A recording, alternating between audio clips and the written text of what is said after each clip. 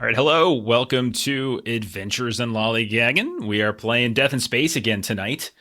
We got a couple new faces, couple returning faces, and then a couple faces who refuse to ever play with us again because we killed their characters. I killed one, Logan killed the other, and so yeah.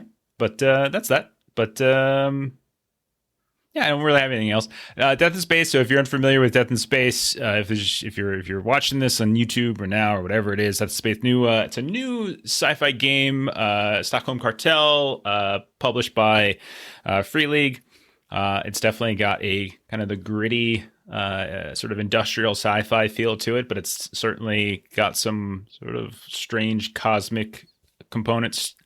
The essential premise is that the universe is rapidly contracting. It's getting, it's going to eventually come to some sort of horrible crunch. Probably not tomorrow, but sometime in the near future, and everyone is just kind of trying to get by within the world, within the universe, I should say, until that time. And so we basically play as like space truckers and things like that. And it's got like a sci-fi feel. It's got like a post-apocalyptic feel to it. It's got a little bit of that. There's some interesting principles that it drops here and there. Like it drops in the GM section of the book, but I think they're actually worth mentioning. So some of the basic principles is that nothing is new. The world is old, rebuilt over and over. So like you're never going to see any shiny brand new tech. It's all going to be repurposed, reused in some way. Networks are always local and direct, so you're not going to have like open and wireless stuff. It's all going to be about physically connecting. Obviously, radio and stuff can still work. Messages are limited by the speed of light, so information travels very, very slowly, getting from outer rim to kind of core planets, stuff like that. About 10 years ago, a horrible, disastrous, like multi-galactic war called the Gem War, which was fought over these fancy, expensive gems that essentially powered all high tech. That ended finally, but the war is still kind of present in the sense that people still feel it. Like there's the aftermath of it here and there, to the point where you all even have like a specific, like a background detail about like what your past allegiances were. Yeah. And so everything, and then travel takes time. So there's no like hyper warp speed. There's bridging ships and things like that happen, but they're rare. Our first adventure that we did, Cadillac C11, kind of involves some bridging stuff. But this adventure we're going to be doing kind of the old fashioned way, which is just sort of traveling for a bit. But yeah, that's it for the sort of the opening spiel. Why don't we go through characters, see who's everyone's playing? I think only Logan's returning. I think Melissa rolled a new character, she said. And then we have two brand new folks. So why don't we just go through, bring up a character sheet, just tell us what you picked or what you randomly rolled, because you can do a lot of like random rolling in this game to make it even more kind of crazy. And who are you? So Long, who are you playing? Yes, I'll be playing Astra. I am a soul pod. So they pretty much a humanoid. They hibernate for decades. I've been asleep for 3 decades at the moment. And they only stay awake for short periods. They dedicate their lives to scientific study of slow cosmic phenomena. And my benefit I got from that is old tech. So I pretty much have a hibernating pod that's portable, so I can regenerate lost limbs. I can prevent aging and the need to eat. Yeah. Powered by starlight as well, if I recall. So you're giving me full permission then to cut off an arm or leg tonight, because you can just grow it back, no problem. Probably 4, I think total. 4 limbs is probably the number. And then we'll go from there, unless there's more that I don't know about. Okay, right on. And so yeah, like so each origin, there's 6 different origins in game. They get like an origin benefit. You get one of the 2 to start. Over time, if you're doing advancement, you might be able to get the second. So Long's got the old tech. The other one for Soul Pod is Long Lived, which is probably less useful for this game because we're just playing like sort of a series of semi-connected one-shots. You have an old and useful contact in every port, so that's another one that might be useful down the line. Jeremy, tell us about your character. I am designation D24N0N. I am called Dragon. I am a tow trucker, and I am a native machine. I also have my companion unit, D2490N2. We are double dragon towing. We are here to service you in any way you need. Okay. That's great. Double dragon towing. Okay. Maybe that's what we are now. Maybe that's what Logan's character spent his gems on. Is he he invested in Double Dragon Towing Company. What does Dragon look like? I forgot to ask this. Like, so what are one of the things you get to roll is looks, or you can just make something up? Like, what's like sort of distinctive visual features of Dragon or Double Dragon? A relatively tall, sleek, and simple design, covered in a very elaborate uniform. He was called a mercenary during the war. He would like to consider himself more of a vehicular chaplain. He would salvage vehicles and save them for both sides, and has the appropriate uniform to be recognized as such to try and limit the fire he drew. Okay. Vehicular chaplain. That's a cool phrase. I like it. Mm-hmm. All right. Long, let me go back to you really quick. Long, what does Astra look like? Give me a detail about what Astra looks like. Yeah, so he has flamboyant robes that are covered in a reflective material. So he's sort of like looking at space. All right. Got it. Logan, the only returning character, tell us about your character. I'm playing Vess, Shepard.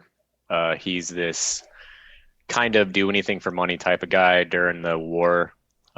He didn't really have an allegiance. He was just kind of taking whoever was paying him the highest dollar. He is a velocity cursed, which is a race that kind of transcends space and time occasionally. They kind of fade in and out of existence. Due to that, my origin benefit is called future memory. So it basically states I've been here before. So because I've experienced most of space and time already, I can kind of ask the GM for guidance. He's kind of a tall, raggedy, menacing looking man. He wears a very large trench coat, very thick, keeps him warm on these kind of rundown, rickety spaceships. It's got like a big, like wool popped hood. He's covered in like tattoos from like all over the galaxy. And he also carries around like a signature golden revolver that just has some kind of like charms hanging from the hilt that he uses. But he also, after killing a few people last campaign, now has a nice shiny new shotgun. Nice. Yeah. I think you looted that from one of the ones that jumped you guys. Yeah, that's right. Yep. Okay. Very nice. All right. And then finally, Melissa chose to roll a new character. So Melissa, tell us about your new character. Yeah, so this time around, I am playing Ilya. She was a punk who was theoretically on the winning side for past allegiance, but, did anybody really win is kind of the question there. So the origin benefit from punk, the one that I picked is stubborn, which means that I automatically get a reroll once per session. So her background is a moon outlaw. Her trait is that she is a hypochondriac. And her looks is that she has 2 clean civilian clothes, which kind of matches her drive. What I rolled is that she like never wants to look poor. So she is always like very concerned about her appearance, very concerned about being clean. That is Ilya. Okay. I like it. All right, then. Let's get going. So what do we want to say? Do we want to say we're on the Dragon Wagon, or do we want to say we're on the Hot Pocket? Do we have a preference? Either way works for me. All right. I like the Dragon Wagon. I like the notion that you've invested in a trucking company thingy. I spent the communal gem that we earned as a crew on this new Dragon Wagon. And maybe souping it up just a little bit. I mean, the gem's only going to go so far, etc.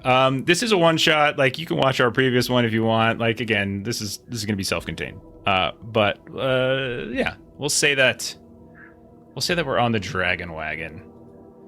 So let me just get into my like little overview here. All right.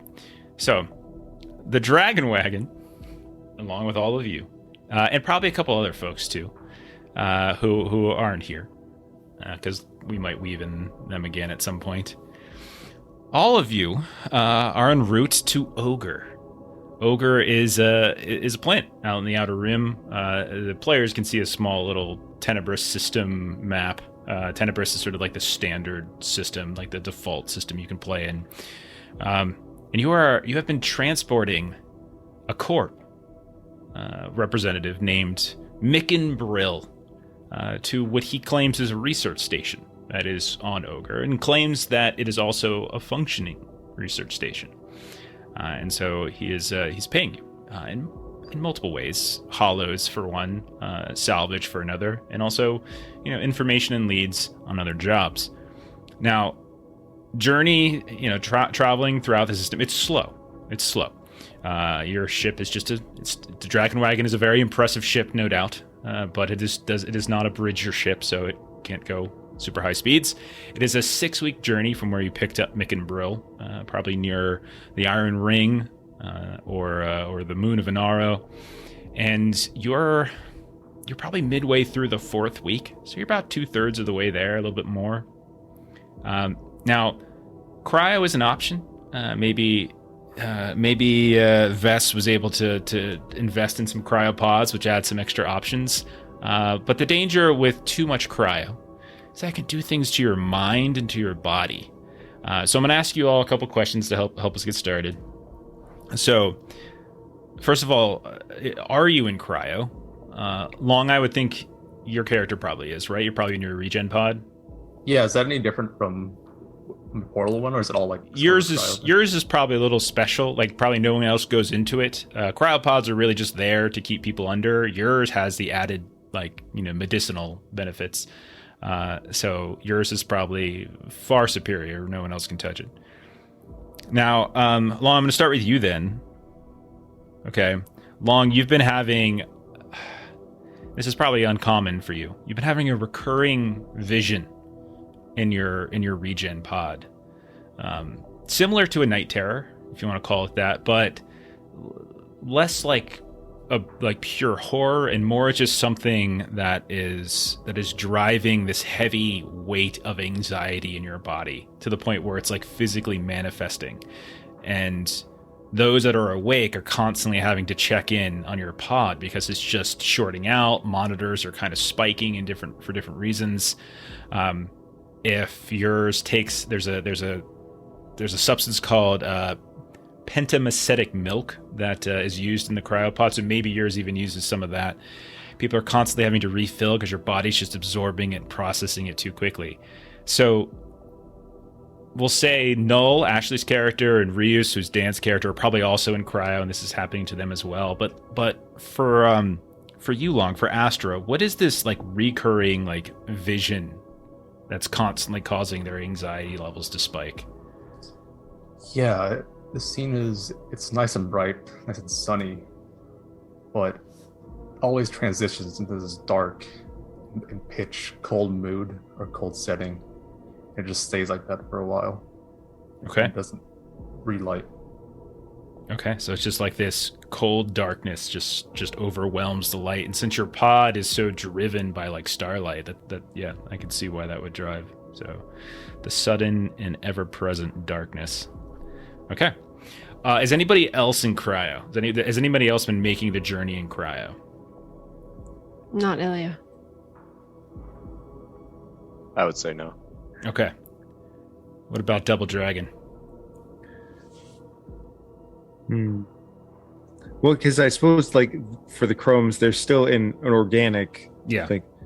I believe myself and my counterpart will trade off. Okay. So one of you is, maybe one of you isn't, or maybe you switch it off here and there. We switch off. And strangely enough, it's important to have one of us available to attend to the needs of the crew. Customer service is very important. And you probably say this to your customer, who is Micken, who just kind of looks at you. And when you see Micken is dressed in this very, very colorful corporate suit. Has a lanyard around their neck, this heavy, thick lanyard that they have tucked behind their tie, and they're wearing this full face mask, this welder's mask. It's reflective, and so you can see your own face in it. It's got this green stripe across the middle that he looks out of. I don't think any one of you have ever seen him lift the face mask up at any point.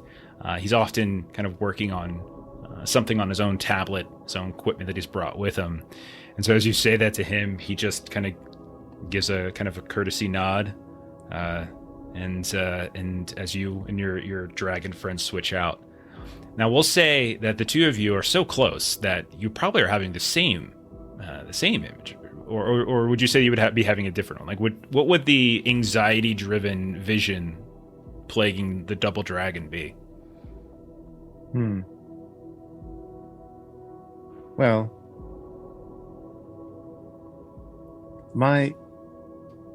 I think my fear. Let me pull my drive back up. I think ultimately the worst fear that would be had is to miss my other self, because I never want to be alone. That is my drive.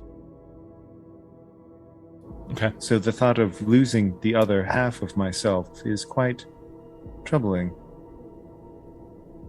Okay. We are separate, however, I would not feel whole if he was missing. So the other two, so Logan with Vess and Ilya for Melissa, the two of you have been awake the whole time. Probably one of you is keeping an eye on, the piloting. There's not a whole lot of piloting that needs to be done. Things are set, and you kind of just go and you check engines, check sensors every now and then, etc. So the two of you have been awake. You've probably been keeping keeping an eye on them, and you've seen both Dragon and Astra both have these troubles with their. You get these emergency warnings that pop up on these old consoles on your bridge. Someone has to hurry over to the cryo bay, make sure they're kind of filled up, topped off on that milk, making sure that they're not spiking to some sort of situation where they could threaten their lives. But you've also noticed that Mick and Brill, this guy you've been traveling with, this guy who's purchased tickets, he's a very odd character. We'll start with Logan. Logan, he has been repeatedly doing something to annoy you or unsettle you throughout the entirety of this now 4.5 week trip. What is it that he's been doing that's kind of annoying you in some way? So is it Mick and Brill? Is it B-R-I-L or Grill? G-R-I-L? Brill with a B. Okay. So Mick and Brill is one of those people that won't stop talking even when you are clearly not interested in anything he has to say, and the moment you have any sort of rebuttal or connection to his story, he immediately one-ups you. Like he'll immediately start talking about all these outlandish stories about him traveling the galaxy, going on all these crazy trips, and then if you try and say, oh yeah, that makes sense, at one time I was also in that place and we had to fight 10 different these flesh bag zombies. He's like, oh yeah, I was there too, and I fought 25 of those things. They were crazy, and it's just like, oh god, man, please just stop talking. Yeah, you go through your story about how you're at the Cadillaxy 11 station, how you had to fight through these strange angler creatures that were luring ships, and that you managed to get away with a gem, and he tops you with well, I went on a similar excursion once to a far off beyond the boundaries of the universe, far beyond, more than likely twice as far as the station that you described, and I was able to return with not 5, but 6 of these gems. I just put my headphones in. And all of this is coming from behind this welder's mask, right? You just can't see his face at all, and he's just constantly saying this. Brill the Topper, indeed. Okay, Melissa. While Vess was sleeping, and you were probably you were probably awake, so you're probably trading off here and there, making sure someone's awake to keep an eye on on monitors and stuff like that, and Dragon as well. Probably whatever Dragon's awake, the three of you kind of rotate maybe 8-hour shifts here or there, and while everyone else was on their sleep shift, Ilya, you were awake, and you got this weird.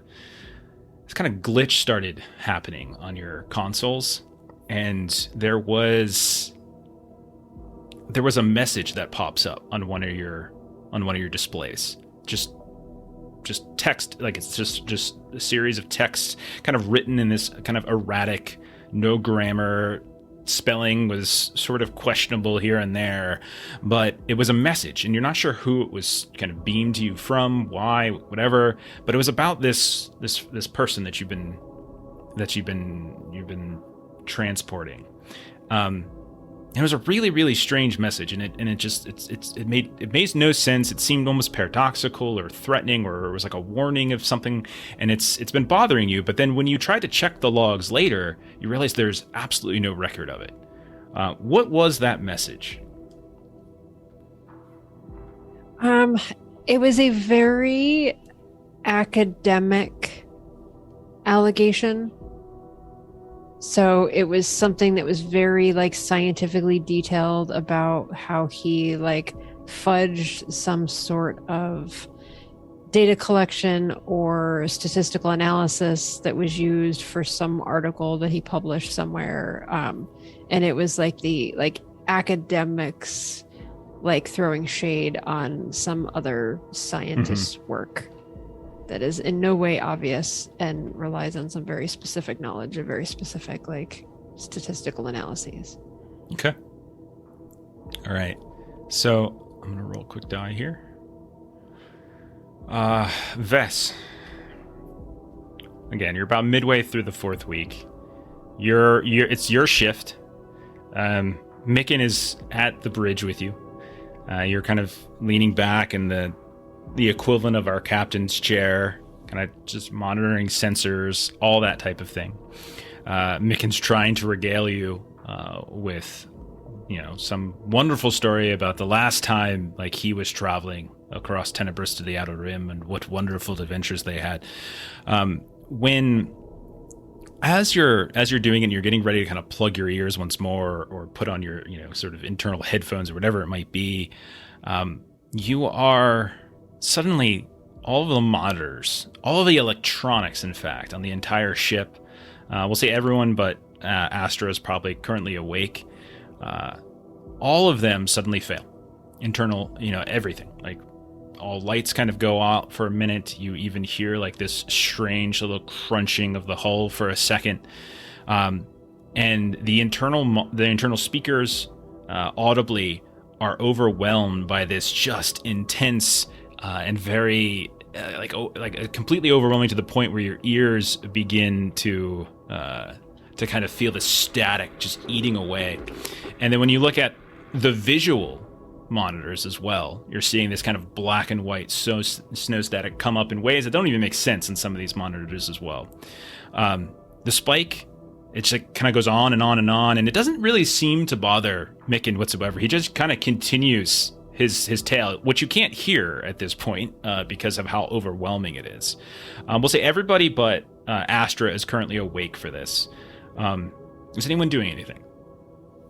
I think I would probably be going into a cold sweat a little bit, given my past experience a few weeks ago on my last journey. It does seem eerily familiar to kind of what had happened to us right after we came out of the wormhole.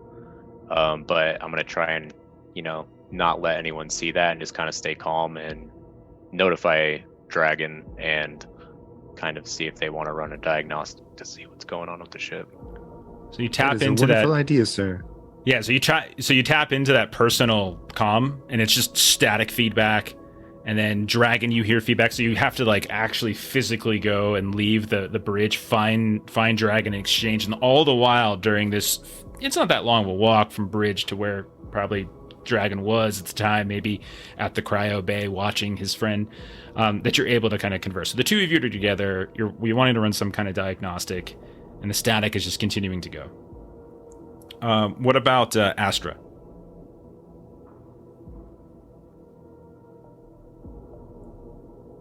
Astra's you, or I'm sorry, Ilya. My bad. I got Ilya and Astra confused. You're in cryopod tail, unless you want to be open. Like, you could be open if you want.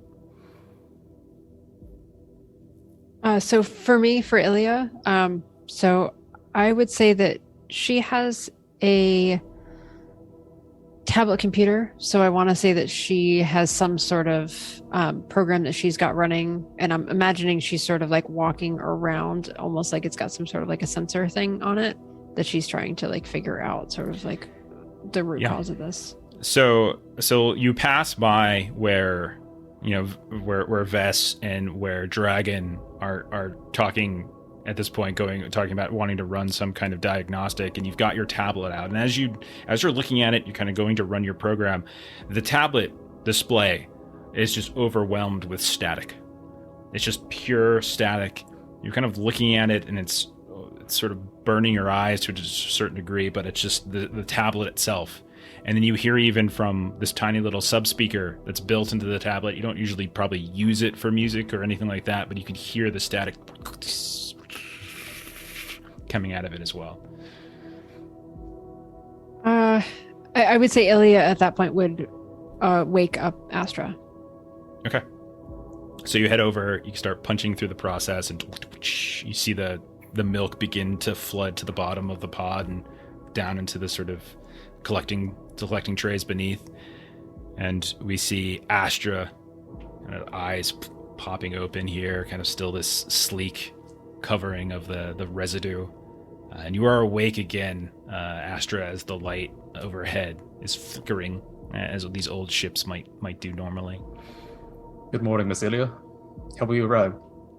No, we haven't, and I don't know what that Brill guy is doing, but everything is static. It's just everything. Like my tablet, which I'm gonna play my hypochondriac, is like sort of in her tech, so not necessarily like personal hypochondriac, but like with the tech. So like she has everything very clean. Nothing can kind of infect any devices that she comes in contact with. And so this is kind of very distressing that like, I don't know where this is coming from. I don't know what he's doing, but this shouldn't be happening. So could use your brain. What an interesting phenomenon. We shall investigate. Okay, we'll kick over then to Dragon and Vess. You guys wanted to run a diagnostic. Roll a tech test. As you try to hit nearby consoles, whether it's the bridge or whether it's in medbay, wherever you want. I will do so. I'll also wake up my other unit so as we can expedite the work that is necessary. Okay.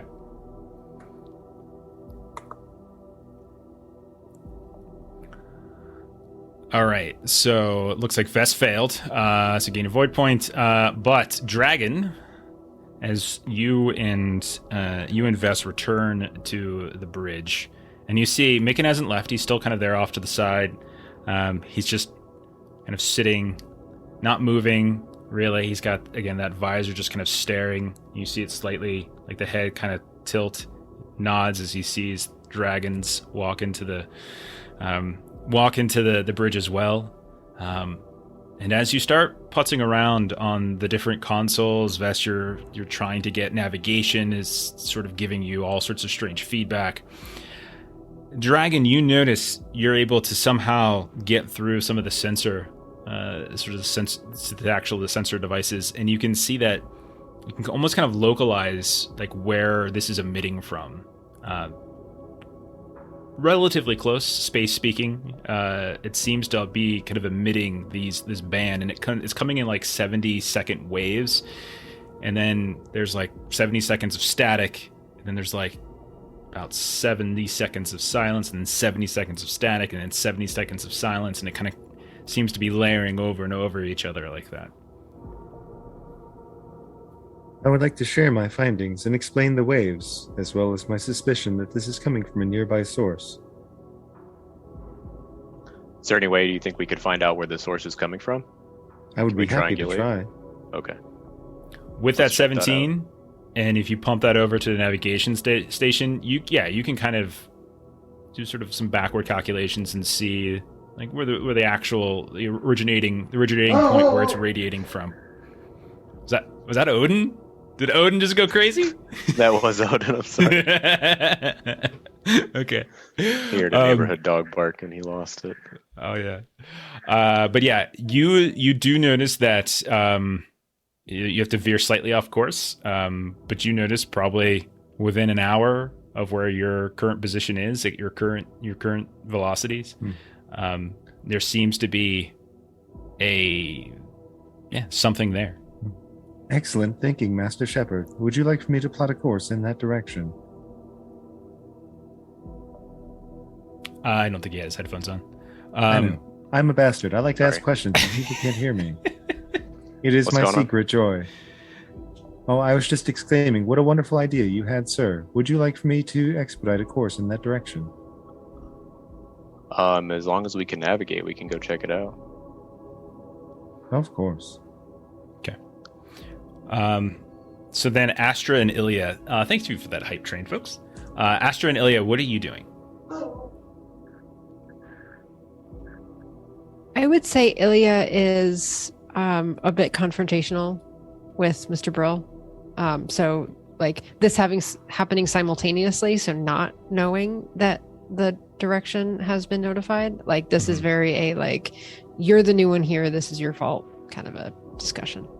And during the study, I don't know what you're referring to, my darling. And he holds up his tablet, and you can see that his tablet that he's been using, this sort of personal computer, much like your own, is just covered in static.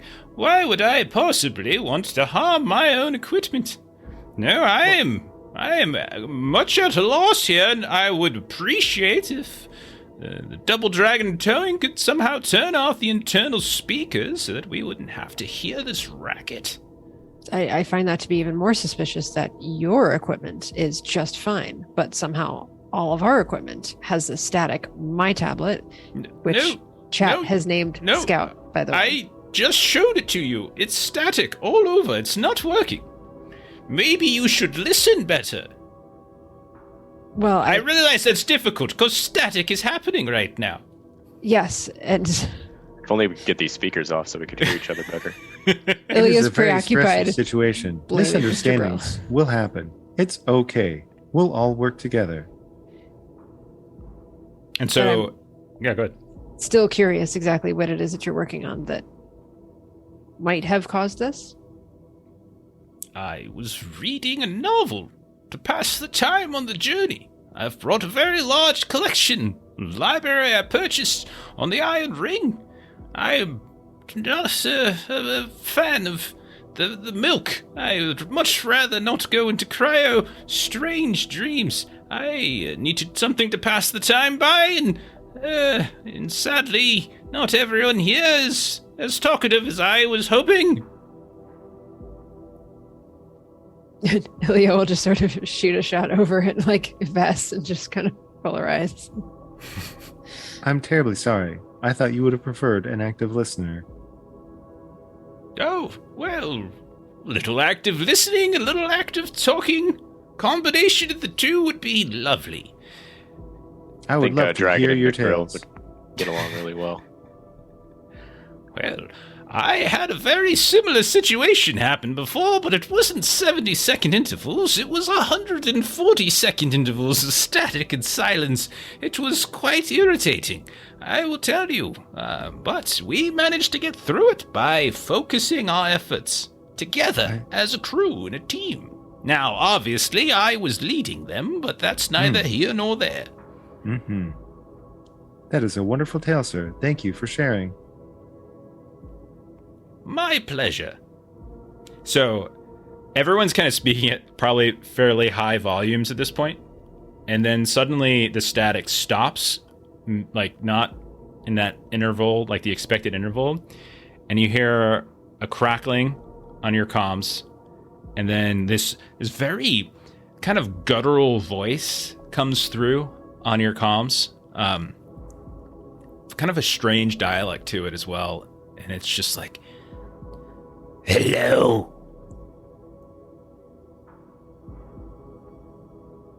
Hello? Hello. We are the Carnival God. We are on a mission of connection. We require assistance. I'm sorry, we're not looking to join any carnivals right now.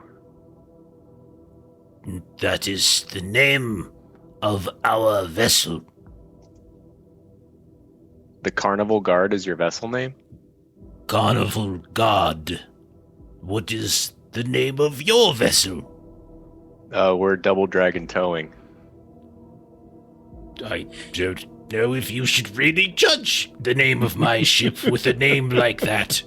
But nonetheless, we still require assistance. What's going on? We have had a rupture, and our engine has suffered damage, and our fuel has leaked. We are dead in the water. We require assistance. What can you pay? We have water, barrels and barrels. We've herbs, and we have modular equipment parts for trade. I'm talking gems, hollows. What do you have to actually pay? Some currency. I would say, Vess, you would know that trade is actually more valuable than hollows. Hollows are like, you throw it at like a bar or something like that, but like the bigger money is like trade of like module parts and salvage and stuff like that. If All your right. parts are good, sir, the savings and cost to repair at a bay might actually be substantial. Yeah, the only problem is we have to go through the trouble of getting there and finding out if any of this stuff is worth our while. But we can go check it out, see what happens. If you can take us to refueling station and outer rim, we will pay for your refuel. All right. Seems like a good deal. Yes. Guess we set course towards that direction. Let them know how long we'll be. Okay, it's about an As long as hour. everyone else is on board. Yeah. We know that in space you have several salvaging options, but we thank you for choosing Double Dragon Towing. We When we're on the job, I will fight for you. You hear like, I think he is doing an advertisement. No, we didn't have choice. We have been adrift. Humor. Just because Thank it you. is the only choice does not mean it's the wrong one. Thank you. You're welcome. I'm sorry, could we get your name? I am LZ. LZ. All right, we'll see you soon, LZ. See you soon. okay, so you sort of work back, find coordinates, track back, and it's coming from the same place where that sort of the originating point of that static wave, which has stopped now. 70 seconds go by, another 70 seconds, another 70. Over and over, you wait, 5 minutes maybe pass, and it's been quiet the entire time. But you have a clear, on your sensor data, you have a clear picture of their coordinates. If somebody wants to roll a tech, you can go ahead and try to do a deep scan, see if you can get a kind of any information from a distance. You can try that. Darn. Ilya rolled and failed. You said tech? Tech, Yeah. yeah, tech would be ideal here. And don't forget, y'all can... Actually, if you don't have void points yet, so, yeah. I now have a void point. I still got the 19. So it's pass. Okay. So you can... So the couple things you could tell... The basic frame of the ship is a bulk freighter. Not a whole lot dissimilar from your own. You can tell that just from looking at it that it is emitting power, but it doesn't seem to be moving, like in the sense of like it's not moving at kind of like the story checks out in terms of its engine not functioning. It's just sort of adrift currently. You can tell from a distance that damage does seem to have actually happened. There is in sort of the engine block and in its fuel supply tanks, like there has been some kind of rupture. And you can see that there's, like, just judging from like basic scans as you're getting closer and closer, there's debris that seems to be kind of orbiting around the ship, likely from whatever rupture happened. I want to kind of tell my current crew a little bit about my last trip, my last experience with the static, without telling them too much. But basically, I've kind of heard this signal before. The voice that came afterward wasn't quite as human, but we went to investigate, and we were kind of ambushed. It was like an alien battle royale, and they were using human bodies to fuel the core of this ship. Some of us managed to get out, others did not. But during that time, we were kind of in between universes. So our methods of getting back were very limited. So I just want to let you guys know that be prepared, be on alert, because this may be a trap. With that information, was this carnival guard the same source that you pinpointed to the static? I don't believe so. The people we ran into last time, like I said, were kind of outside our known universe in kind of a pocket dimension. So them being close to the outer rim is not quite where they would be last time. Understood. So, given that information, you see Ilya has changed. So she has like kind of the street clothes that she was in, and now she has like the cleanest like workwear jumpsuit that like you can have, and she has this sort of like tool belt. She's got a multi-tool, a fusion welder, duct tape, but she also has like dual holsters for pistols. So she has like tool belt / gun belt. So she now is ready to help repair the ship and be prepared for the fact that this might be a trap. Okay. So Oh, yeah, honey, you're looking like a discount Catwoman at this point.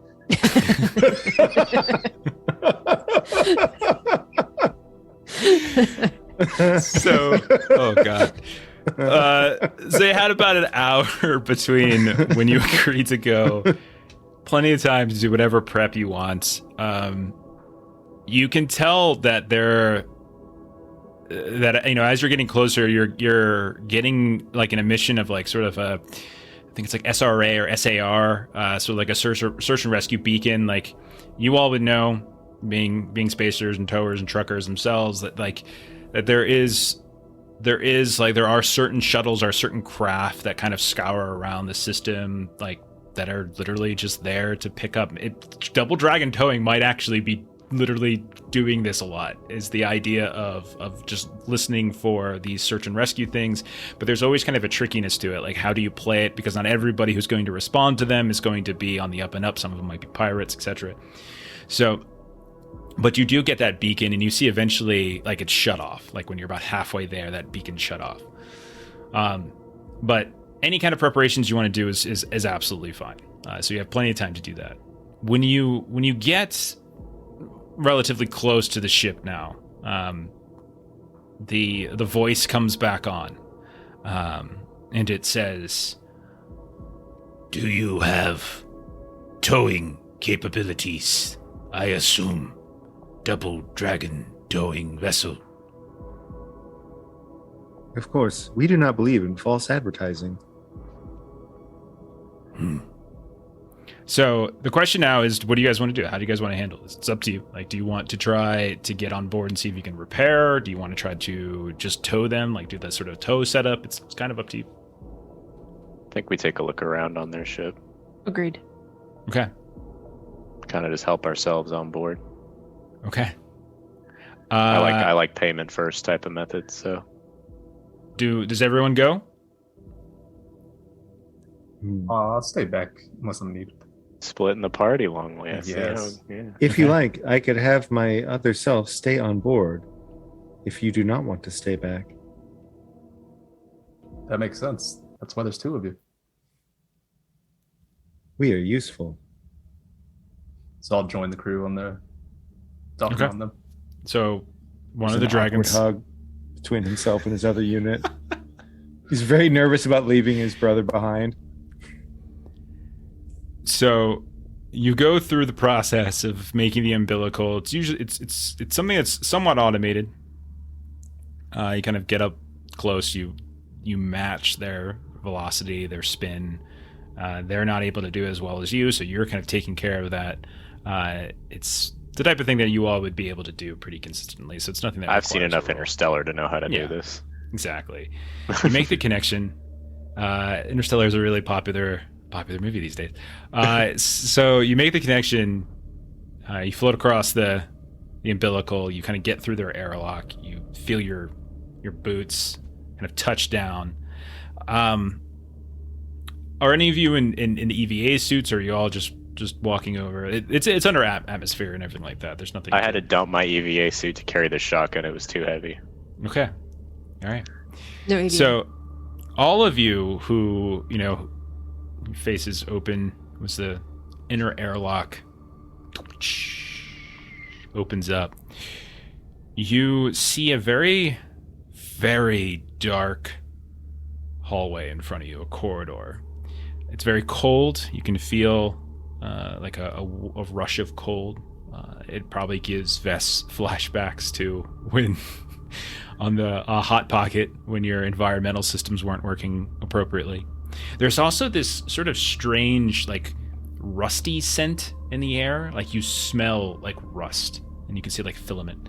You can see that there's light, but it's coming up from the ground, and you can see that there's these sort of glowing purple run lights in the floors that seem to kind of light the way. And you can hear, like, just like your own ship, the creaks of a ship, of the age of it. And, when you're on your own vessel, like, you get used to it, you get accustomed to the sounds. Here, like, there's a different tenor to them, right? They almost sound like scrapings, like something is scratching along the outside of the ship, or like a hiss, like, as like maybe some kind of pneumatic system is malfunctioning, and you just hear. And as you kind of step through the inner airlock, you see a figure about 5 feet away, kind of standing in front of you. And when you look, they have, like, it's all very dark. They're hard to see, but they're kind of lit up from below because there's no overhead lights. Everything's kind of running underneath. The first thing you notice is there's like these strips of kind of repurposed cloth that are kind of wrapped around, almost mummy-like, to create like a robe and like clothing. And you see it doesn't cover every aspect of the arms and the legs. And you can see that there's like a hood that kind of comes up over top and covers the brow and the eyes. You notice that there's like a translucent quality to the skin that you are able to see, like in between like the dark cloth itself. And as that light comes up from below, you can actually see it almost illuminate the parts of the legs and the arms that are not covered. And they have kind of a bony quality to their arms and legs, almost like they've maybe lived their entire lives without ever having gone into any kind of atmospheric situation on the planet. But the voice speaks up, and it's the voice that you've been speaking to on the radio. I am L-A-Z. We are pleased to make this connection. We thank you for your assistance. Ilya is just sort of holding out the tablet computer, and she's like running some kind of like scan or something. And so she's just sort of nodding, but almost rudely sort of like holding this tablet out and almost like wanting it in front of this gentleman that we're meeting. Okay.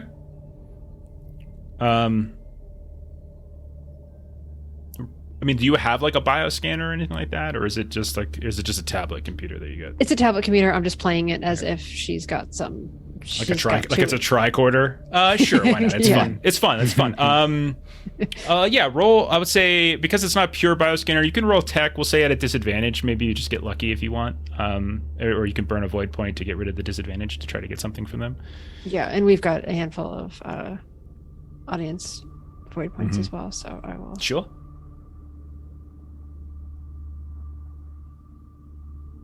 I rolled well either way. It was either a 12 or a 17. So. Okay. So you can tell that there is, like, from your scans, you're getting like some sort of life scans from them that suggests like a very highly regenerative system. Like their body has some, either, you're not sure if it's like some like regenerative augmentation that's embedded beneath, or if it's some sort of like genetic abnormality, but there's something about like their regenerative qualities that is sort of very interesting, actually, and it's not too dissimilar from like the speed with which you can see Astra's like soul pod system, right? Yeah, and that's what Ilya was thinking. So Ilya's going to look over to Astra, just sort of like point to her tablet and just say like, they can do what you do, but like without the whole like pod to do it with. They're mutants. That's impressive. I don't think I've met such a being. They kind of look around at you. Would we have permission to review your ship? We would like to make sure there are no critical issues that would prevent us from being able to safely tow you to the next refueling station. And you see they kind of hold up this hand, and as they do, like you can see the parts of the palm are like literally see-through. You can see the veins and the bones as the purple light kind of shines through it, and like these crooked little fingers, like they're kind of almost like old lady gnarled fingers, snaps, and then you see two more shadows approaching from behind, and they say, "This is Koa. This is Crow. They will escort you to where you would like to search. We would ask that you respect our privacy. Certain areas of the ship are closed off."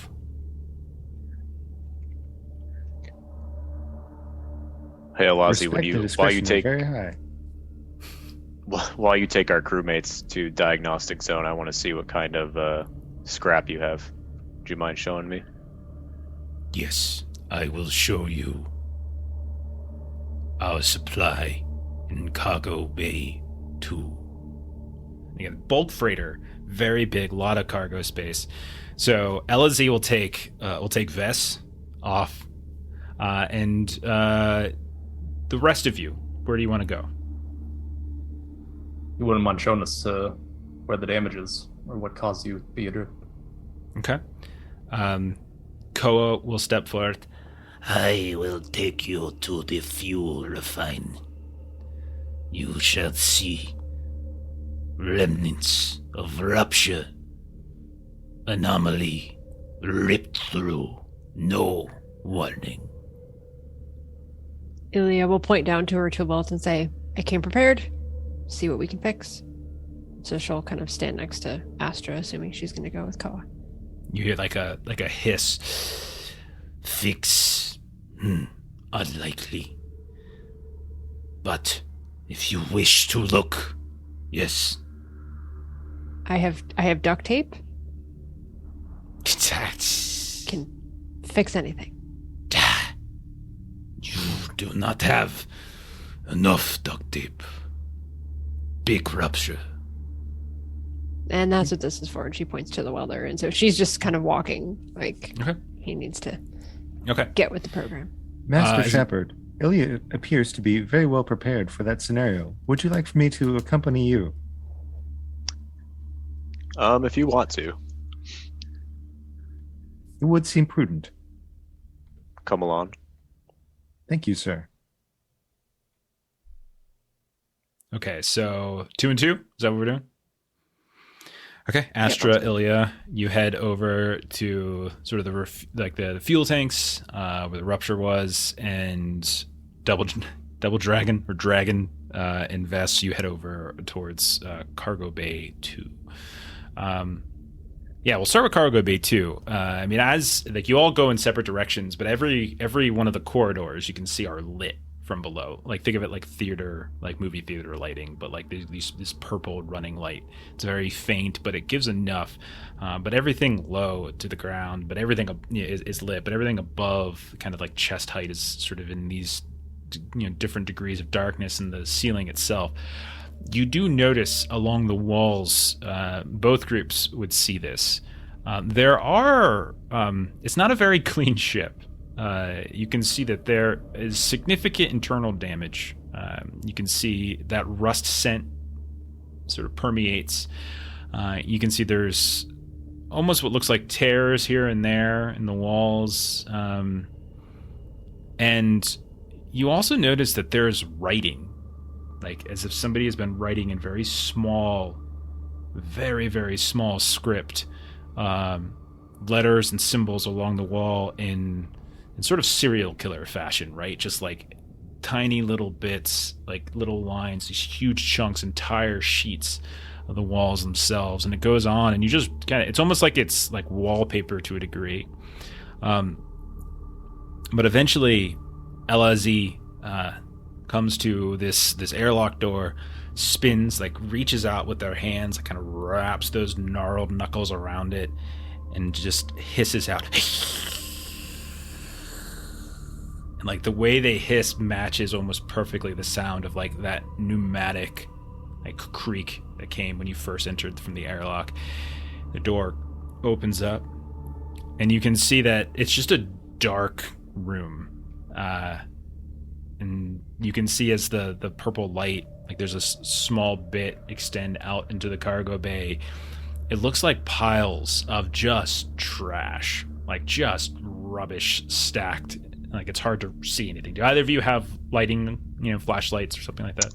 I have holographic playing cards.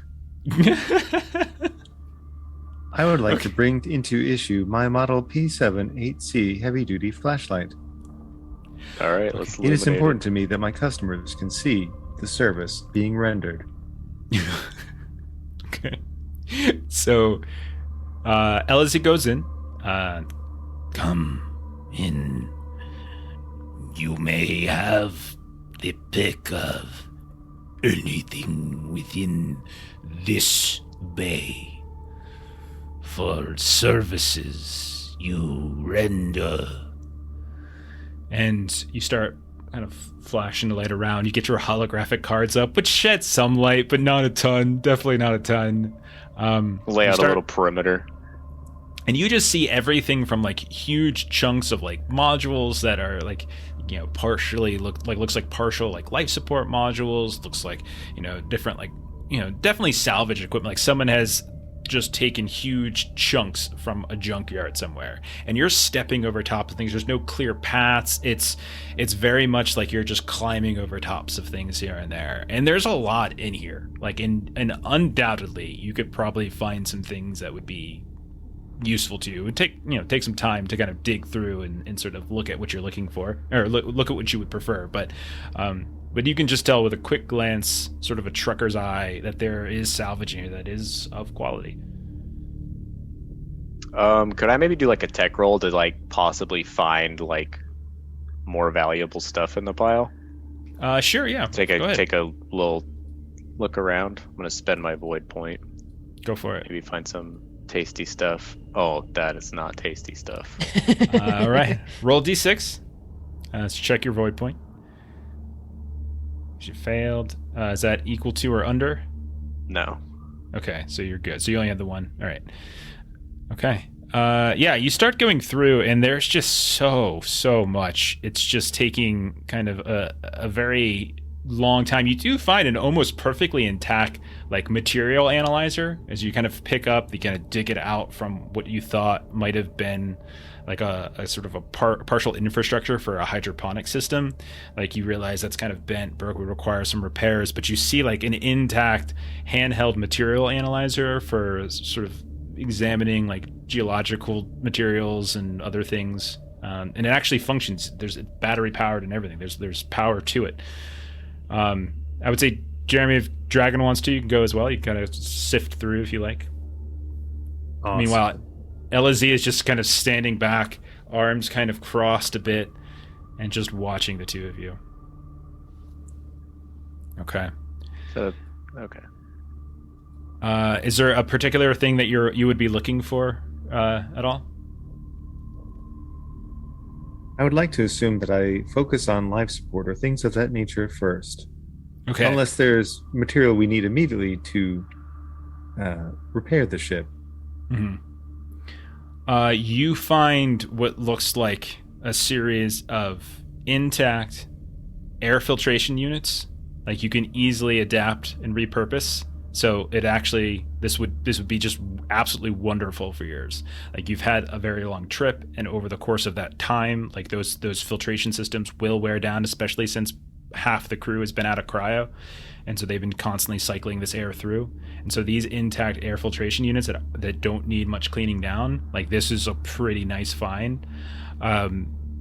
If you're looking for other things, you also notice that what this looks like a couple tanks of fire suppressant foam.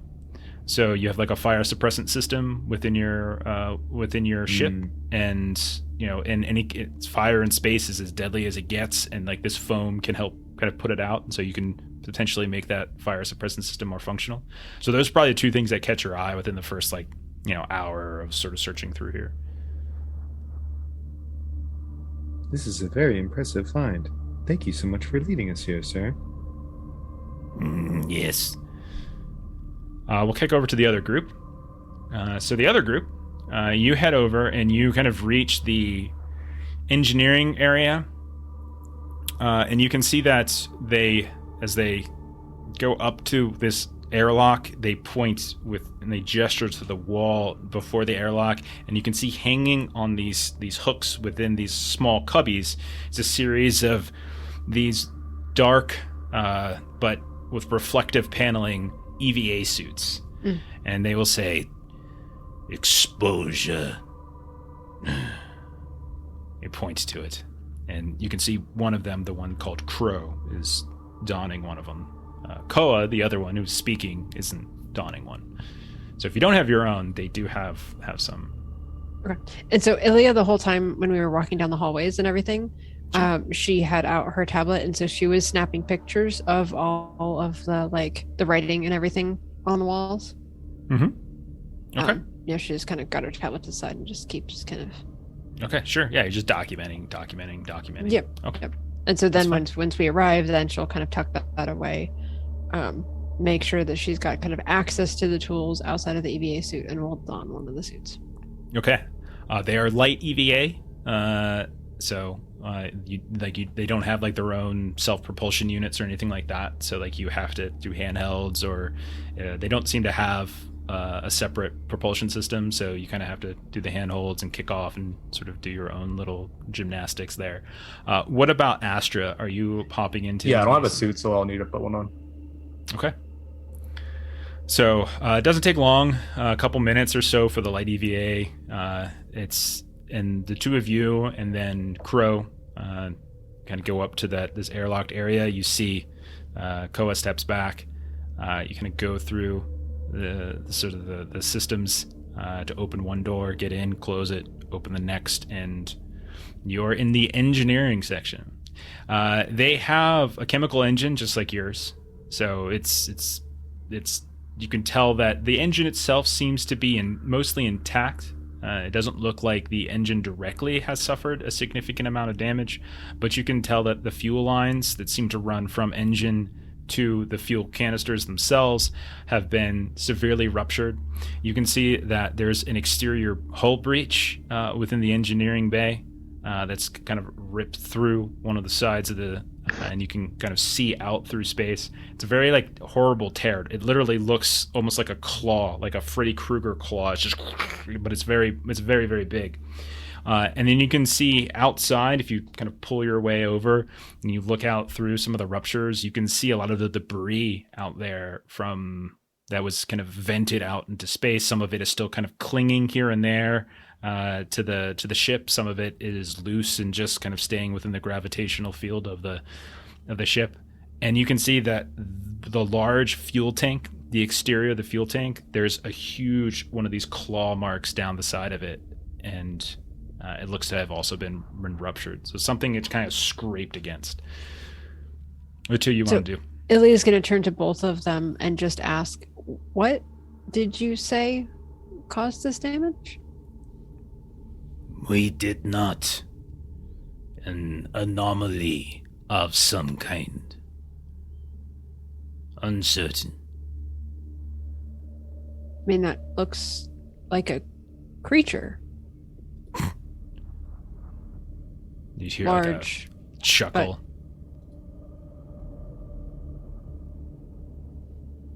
You saw nothing? Your sensors gathered no information about this? As you're talking, static just completely fills your helmet once more. The same thing happens to Astra, and the two of you are floating around now inside the engine room or just on the edge of the ship, kind of peering out where the fuel tank is, and your helms are just being overloaded once more with static. You look down at your tablet, and again, it's got that black and white sort of storm that is occurring on the screen itself. Maybe you have it strapped with like duct tape on your forearm or something so you can look at it. What are you doing? Actually, make a savvy test, both of you. Oh dear. That's a pass for Ilya. Okay. Oh, I failed. Okay.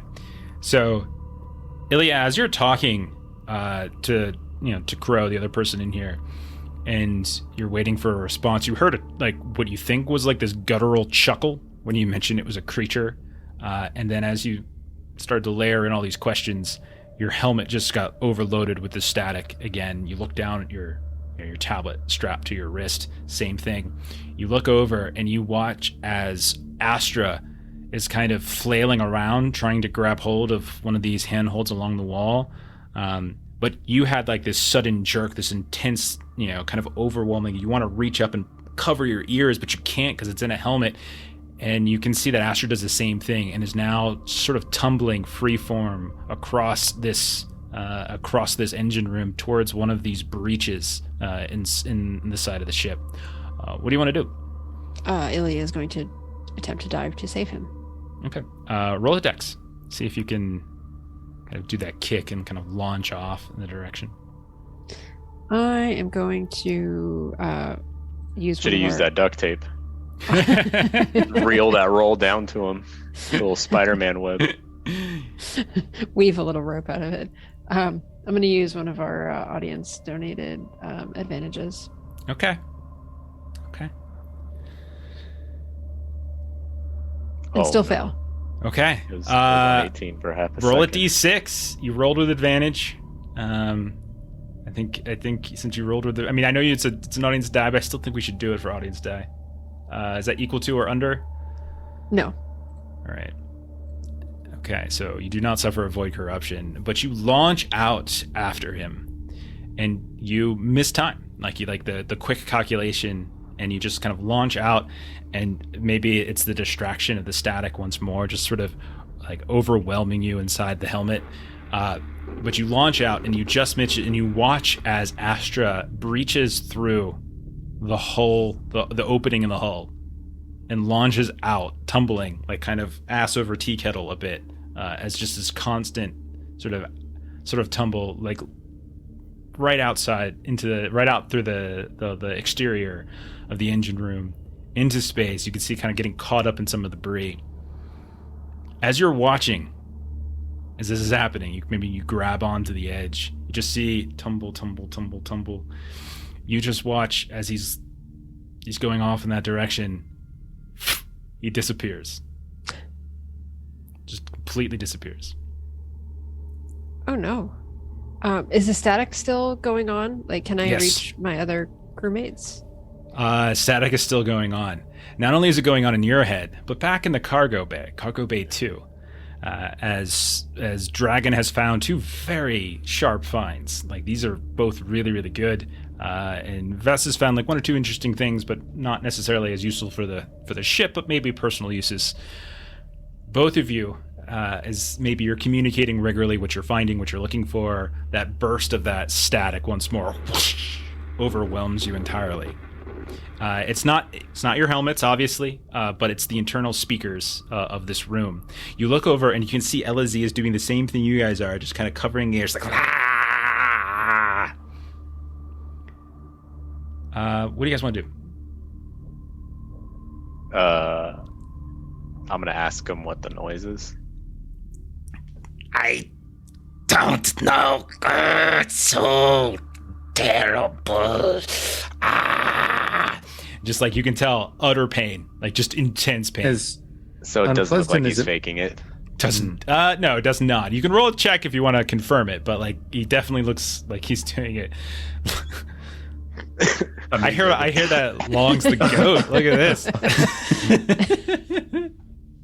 I do not anticipate it would be pleasurable. However, I am a native machine. I would like to speak with the speakers to see if they can help me understand why are they transmitting this.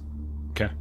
And you see like that gnarled old hand kind of points over towards a receptacle on the wall near where you came in. Panel. Ah.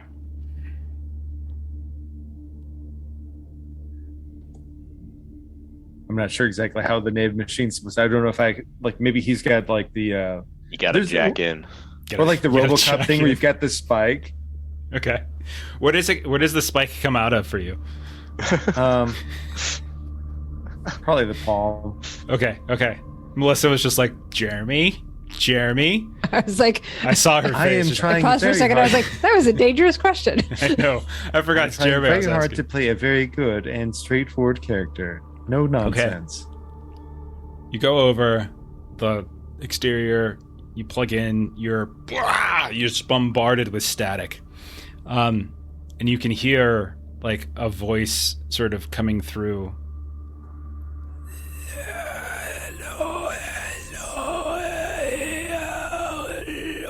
Hello, are you in need of assistance? Yes.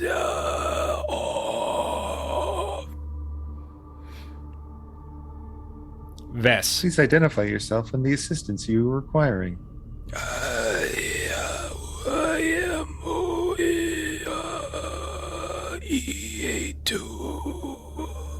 E82V3. E82V3 is the designation the computer gives you. E82V3. Is this familiar to you, sir?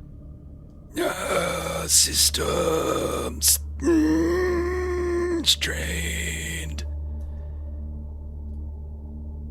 Basically, Dragon will just relay all of this back. Oh yeah. Yeah, and since you guys aren't communicating purely through comms, like you can kind of shout over the noise, the two of you can communicate. Vess, roll a savvy test. With pleasure. Ooh, baby. That's a modified 20. Nice. You notice 2 figures emerge from behind these 2 stacks of debris, and you see. Can I- Yeah, go ahead. I'm gonna ready my weapon. Oh, just sure, in yeah, case. You see them move out, and they're walking towards you. And as they're doing so, not too dissimilar from Velocity Curse, but far, far more extreme. You see them flickering.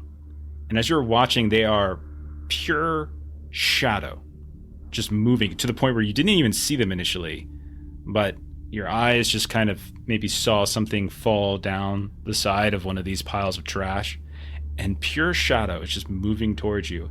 And then you see a flicker as the shadow dissipates for a second, and this sort of white and black static emerges like you would see on a screen, but it takes a bipedal form. It looks like an EVA suit, and they're kind of moving in your direction. What would you like to do? They haven't closed all the way close to you, but they're moving with purpose. I'm gonna ask Galazi if he keeps any of his crew are velocity cursed. And you hear, No! Not again! Shoot! Shoot! Oh, geez. I'm going before I open fire. I'm actually going to use the I've been here before, my little precog, future memory. Yeah. Kind of assess the situation with that. So read the whole. Is that just for like where to go next, or is that? It just says ask the referee for directions. I don't know if that means like literal like directions on where to go, or like direction in general. Like what's like a director directing me type of thing. I don't know. You definitely okay. Yeah, I would say you definitely get the sense these things are moving towards you with a decent alacrity to them. But not only that, as you're watching them, like you're having like something like kind of in your, sort of in the back of your brain, maybe like some prophetic Nostradamus like doom is sort of beginning to sort of weigh down on the back of your brain. As when you see them, you're kind of just overwhelmed by this sudden sense of concern and the whispers and stories you've heard about the static and the kind of consuming the exterior of the universe itself. Like it almost feels like it's made manifest right in front of you as these void echoes are just sort of stomping towards you. They are dangerous. How close are we to the main door? Are they like between us and the main door? You could get out. Yes, you could get out if you wanted to get out. If you wanted to initiate, take first initiative, you can get out without them kind of closing on you. I'm gonna just yell the dragon that we need to get out of here right now. Grab whatever you can carry and run, and basically just head towards the exit with purpose. Okay. So you move. That's your action. And you give it to Dragon. So this is Popcorn initiative. Popcorn, Dragon, you're still connected to the EVA2, and they're kind of communicating with you. Ask like it's hurting. They're in pain. They're like their systems are somehow something's affecting their systems, and you get this order from Vess. Right, the static is still on the actual speakers themselves, and you can see that LZ also is in pain. So it's your initiative. What would you like to do? Master Shepard did say to pick up whatever I could carry. And LZ is a potential client. That means I should pick him up and also carry him to the exit. Okay. Okay. That was unexpected. Okay. I mean, it seems like the thing to do. I would hate to leave him alone. Being alone is scary. Okay. If you want to try to like run for you're fairly close to the exit yourself, but you would step back into the room, pick him up, and carry him out. Roll a body test. Okay. You know what, Jeff? If you wanted us to fight these holograms, then you should have put them between me and the exit. Oh, I know. I totally. Do we have any more void points? I would very much like to do this with advantage. Yes, we do. It is important to save this man.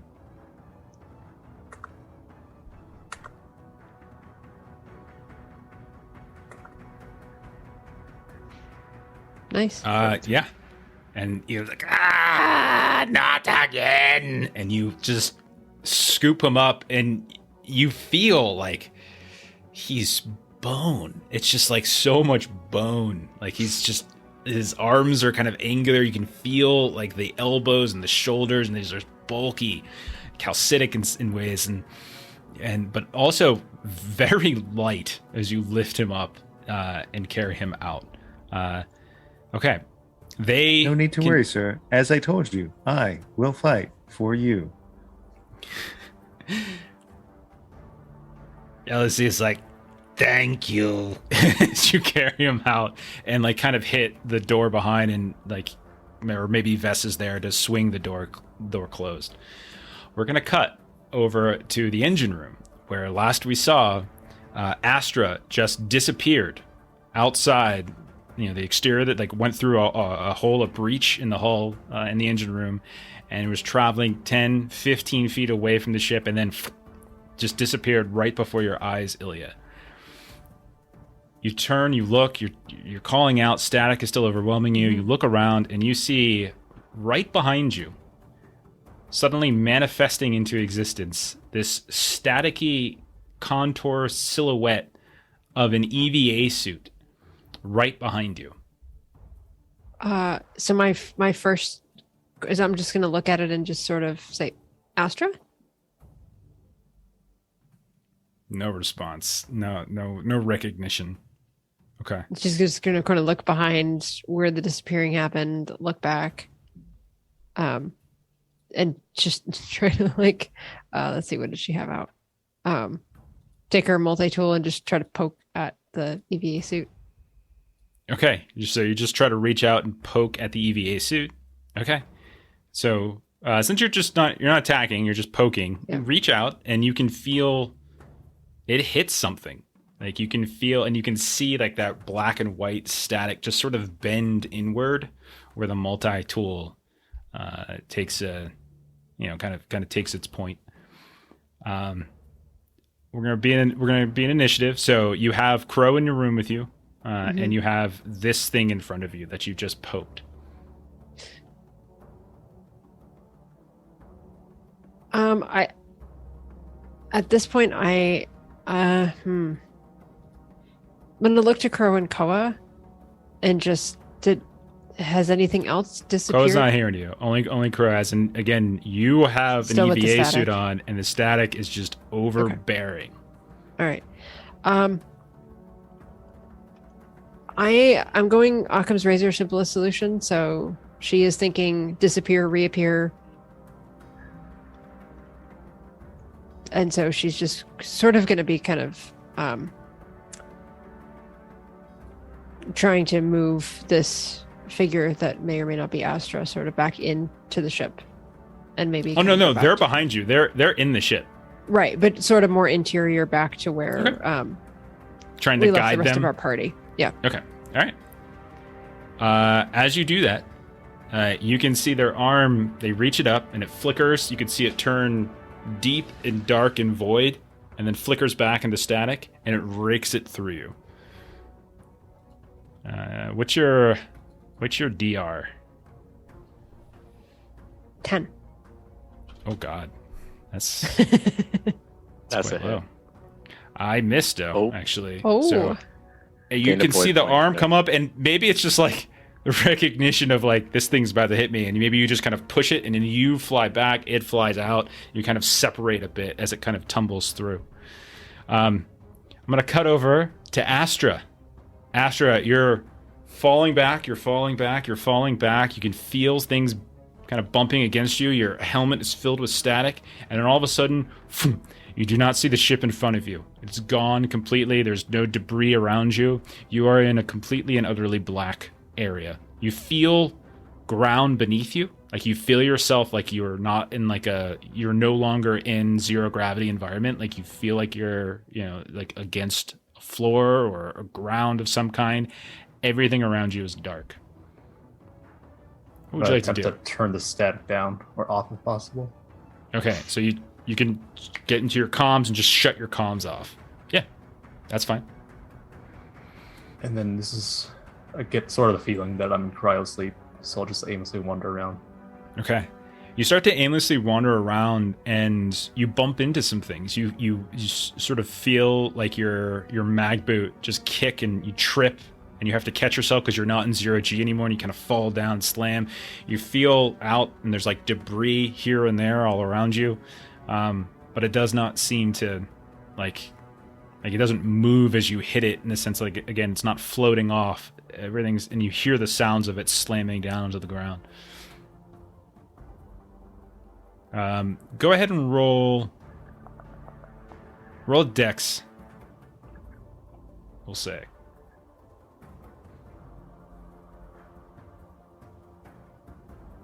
Okay, yeah. Okay. You start moving about, and you just kind of, like 3-4 times you move, you think you're good for a few, you're looking for like a wall, you're looking for anything, right? And you keep falling over, slamming and falling over, slamming, falling over, slamming. Anything else you want to do before I kick it around to others? If I'm not in 0G, I think I'll assume that like I'm inside something, right? It's like safe to take EV pseudo. You could certainly try. Yeah, I'm gonna try that. Just take my helmet off and see if Okay. I'll scream for something. You take the suit out, and you are in fact in atmosphere. I'll get an atmosphere. Yeah, there's Oh, like sweet meaning you have atmosphere. oxygen. There's Oh, that's oxygen. okay. Breathable Right. oxygen. Meaning your head doesn't automatically explode. Great, I'm gonna play it. I'll just call out for anybody. Hey, is anyone here? And then that's about it. Yeah, you call out. There's a slight echo of your voice, but that's about it. You can hear the sounds of your boots now, and it's definitely you're on metal, and you're kind of kicking into things. It also feels like metal. And I'm gonna go ahead and jump back then to Vess and Dragon. You have just moved out into the hallway outside of Cargo Bay 1. You've got LZ on your shoulder, Dragon. What are you guys doing? I'm gonna I'm just gonna ask him where the hell our other crewmates were taken, because we need to grab them and get the hell out of here. Engine room, where rupture? So I guess we just, as Dragon's kind of carrying this scraggly old man mutant, I guess we're just gonna run that way as fast as we can. Okay. You said you have encountered these things before. And you did say to shoot. In your experience, was shooting effective? When we hit, they don't stay long.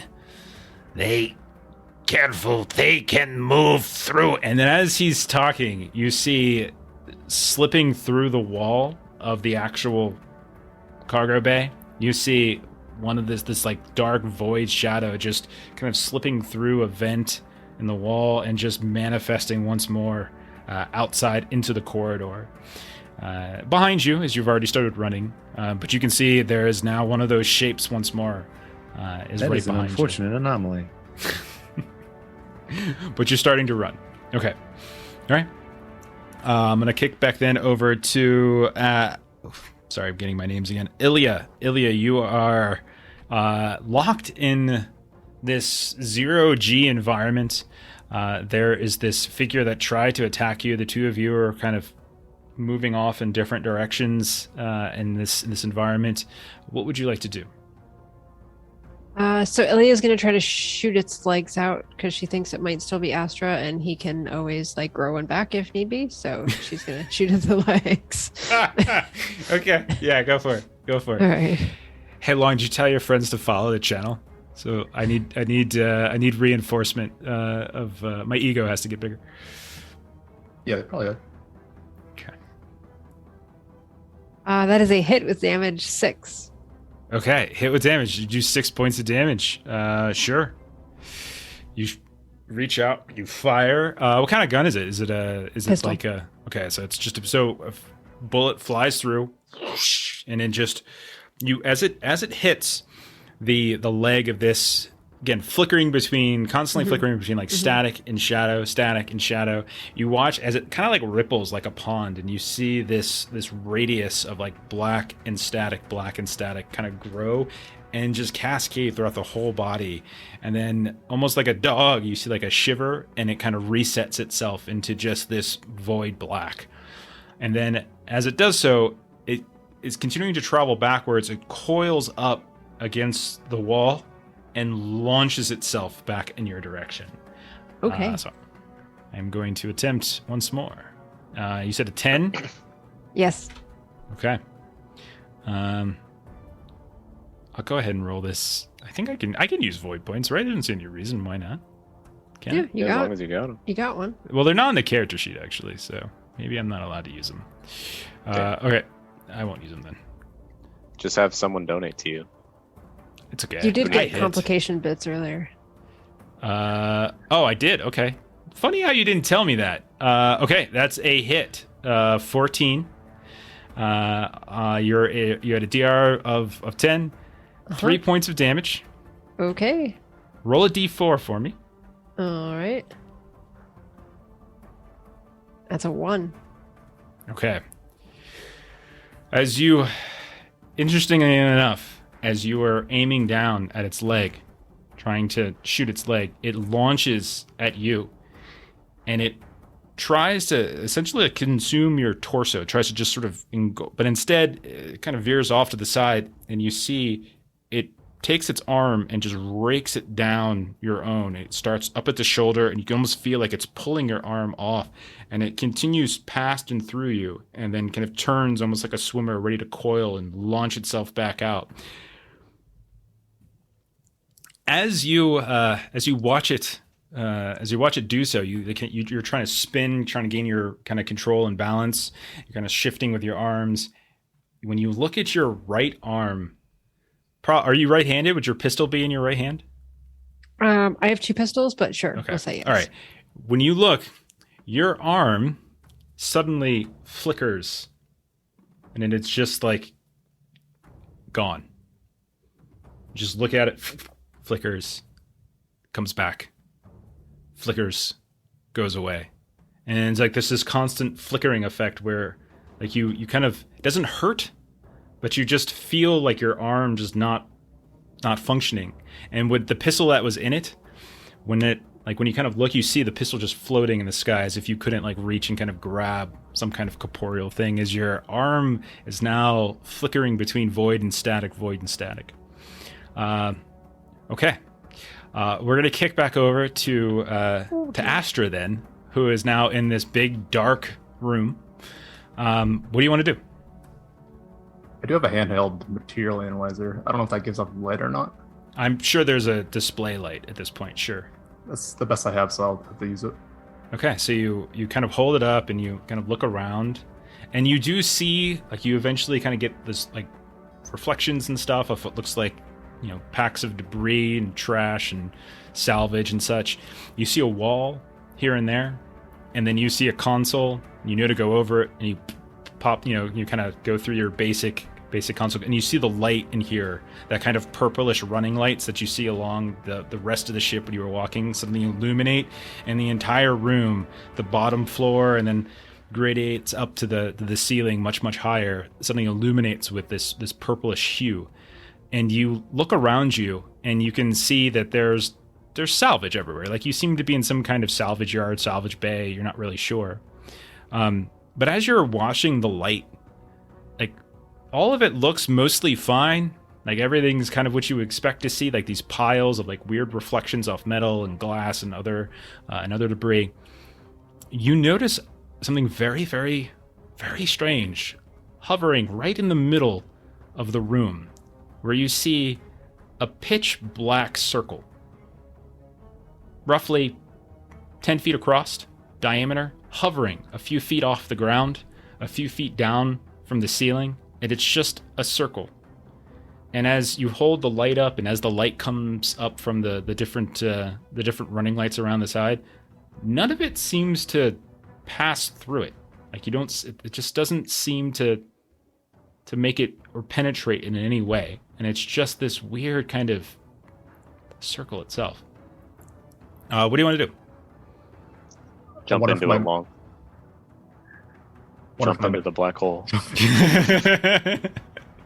Think about it, but at first, see if this material analyzer, is that just like, do I need a piece of the material to analyze, or is that sort of like a yeah, so that picture?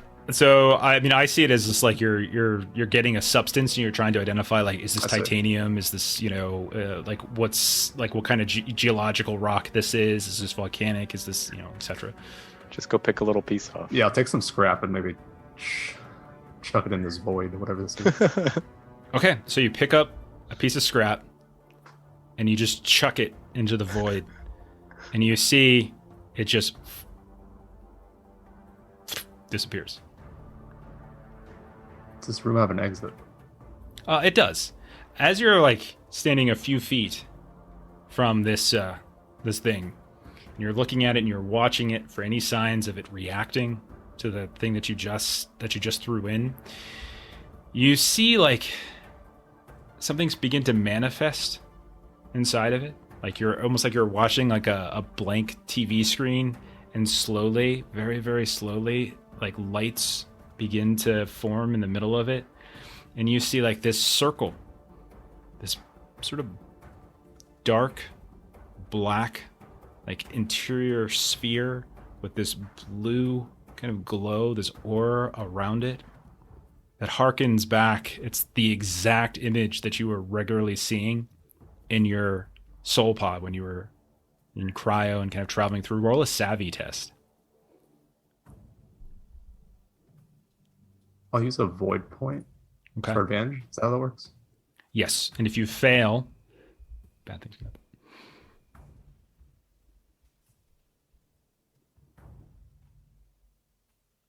Okay, you're good. You feel like that same anxiety, that same sort of terror and panic that you were feeling all throughout that was causing your equipment to spike over and over.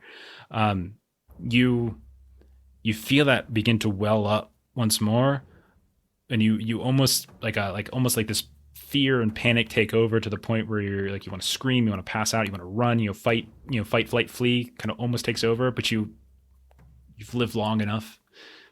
There's no reason to panic. You take some breaths, you think, and you calm yourself down. But there it is. And then as like you kind of breathe, you see it flicker and dissipate, and it's black once more. I'm going to kick over to the guys who are running down the hall, being chased by this void creature thingy that just stepped through a wall. What do you two want to do?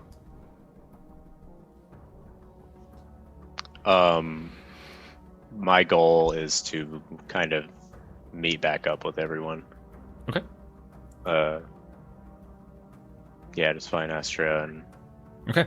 So the two of you you're running, like LSE halfway down. He's just like, you can put me down now.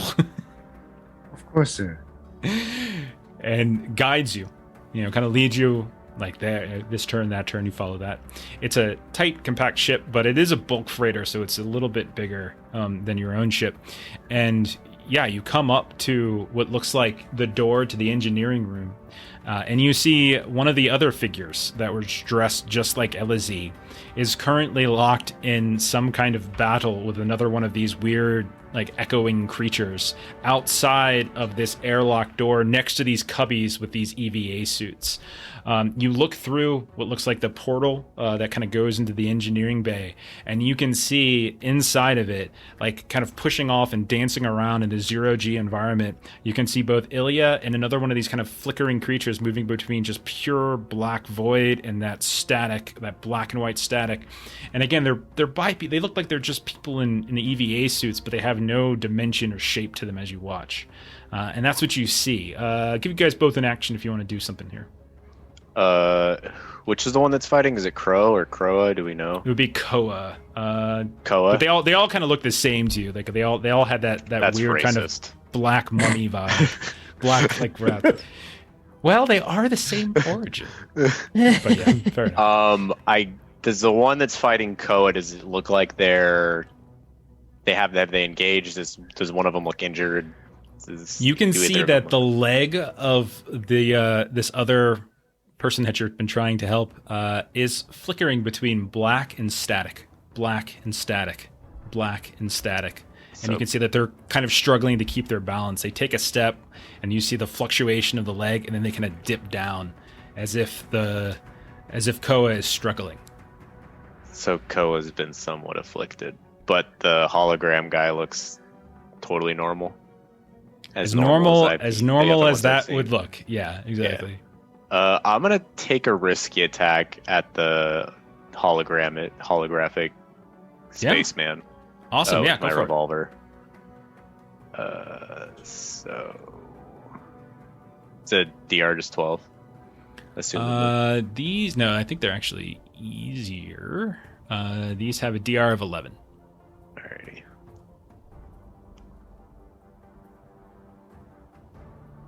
That'll hit. Hey, baby. That's All 6 right. damage. So you kind of the gun. You whip the gun out. You wait for a second as you see them separate for a moment, and then fire as there's a couple feet of space between Koa and this creature. You shoot it, and similar to how I was describing to Melissa, it hits, and just the whole creature is just black void, and then it ripples out in this kind of mixture of almost like it's liquid all of a sudden until it shimmers, and then it rights itself once more, and it's still there though. And who do you want to give? I assume you want to give the initiative to our friend Double Dragon. Yeah. Actually, I'm gonna give it to Elazi. Okay.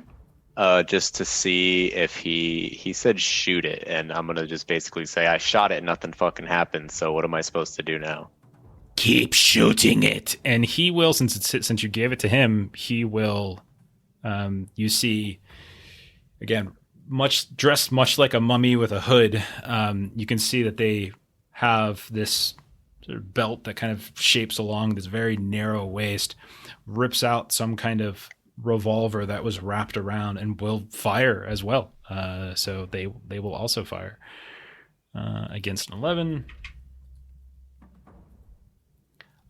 Will hit, rolls 4 points of damage, and as you see the second bullet hit, you see it just sort of almost explodes in some way, but it doesn't seem to like leave residue anywhere, as it just radiates out with these like sparklets of static and blackness, and then they fizzle and dissipate before, and they don't land like water on surfaces. It's as if there's no evidence that this was here other than this flickering leg of poor Koa.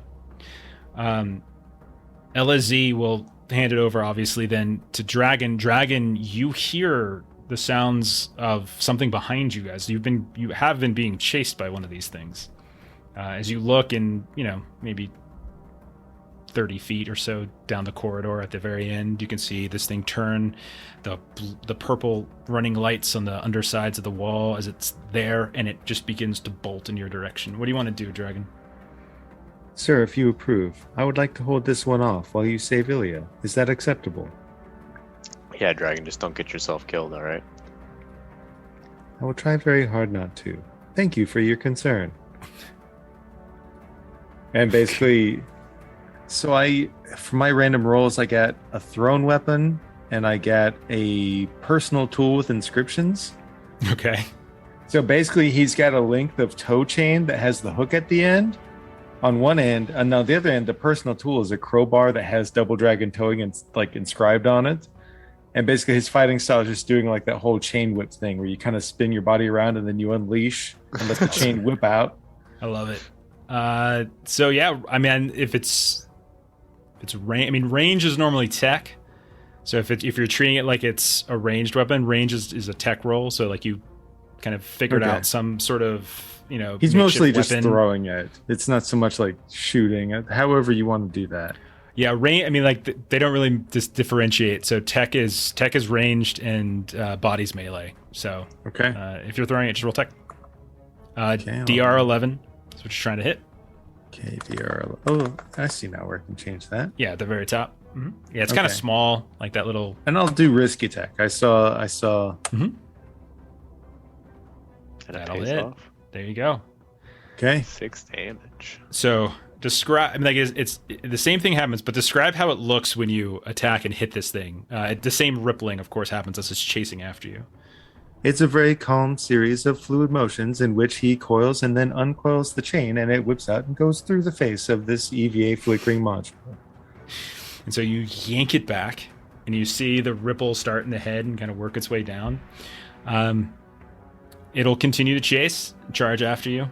I'm gonna give it an attack before we switch over to Melissa in the 0G environment, as this thing will now try to kind of lunge at you in no particular way. What's your DR? 12, I believe. Okay. All just 12. Oh boy. God. Well, Oh, that no. figures. That's a crit. Are we playing Savage Worlds? What? Playing Savage Worlds? Okay, 6 points of damage. How much HP do you have? I have 5. Oh no. Oh no! So this thing, it's just like Please the teeth. remember to fill out your customer service survey. As this thing lunges out at you and just kind of rips through your body, like the middle of your body, and like a ghost going through you. Your entire torso just begins to turn kind of black and kind of begins to flicker. Roll a d4 first. Okay. This is for something specific for this monster. Okay. Okay. And you can see it as it kind of ripples out. It begins to sort of shift and move down your left leg until, much like Koa, your left leg begins to flicker and out of existence. And then you flop to the ground. Now, you need to roll a very important body test here. I would recommend you use Void, a Void point for this. If you fail this, you die. I think I would like to use Void then. I feel so bad. I always do this to Jeremy. It's okay. I mean, I deserve it. I've done You so do. many things to deserve it. What happens when a game starts you off with a maximum of 8 hit points? So Yeah. I mean, these. Oh, do these we only start have with 18. max hit points or do we roll hit You, points? you roll a d8. You roll a d8. Okay, yeah. Okay. No, I'll roll. I'll You use got one of this. Our crowds. Yeah, what's the worst that could happen? I don't know what the TN was, but I only got an 11. So did you? And you rolled body. Yep. So the then its TN is 12. So this dragon. Fortunately, you do have a backup. You have I your have a other backup. dragon. You have your other dragon, and maybe But it's my Battalion. fear is being alone. Exactly. No. So as like it extends down to the leg, it continues, and it's just sort of like moving up and down and around the body, this like shifting, rippling effect of this static until as you turn to look, Vess, at your chrome friend, you see he just turns into a full void, like this shadowy void, and then flickers into static, and then suddenly as you watch, he looks just like one of the creatures that you're fighting, and it whips its head around, looks in your direction.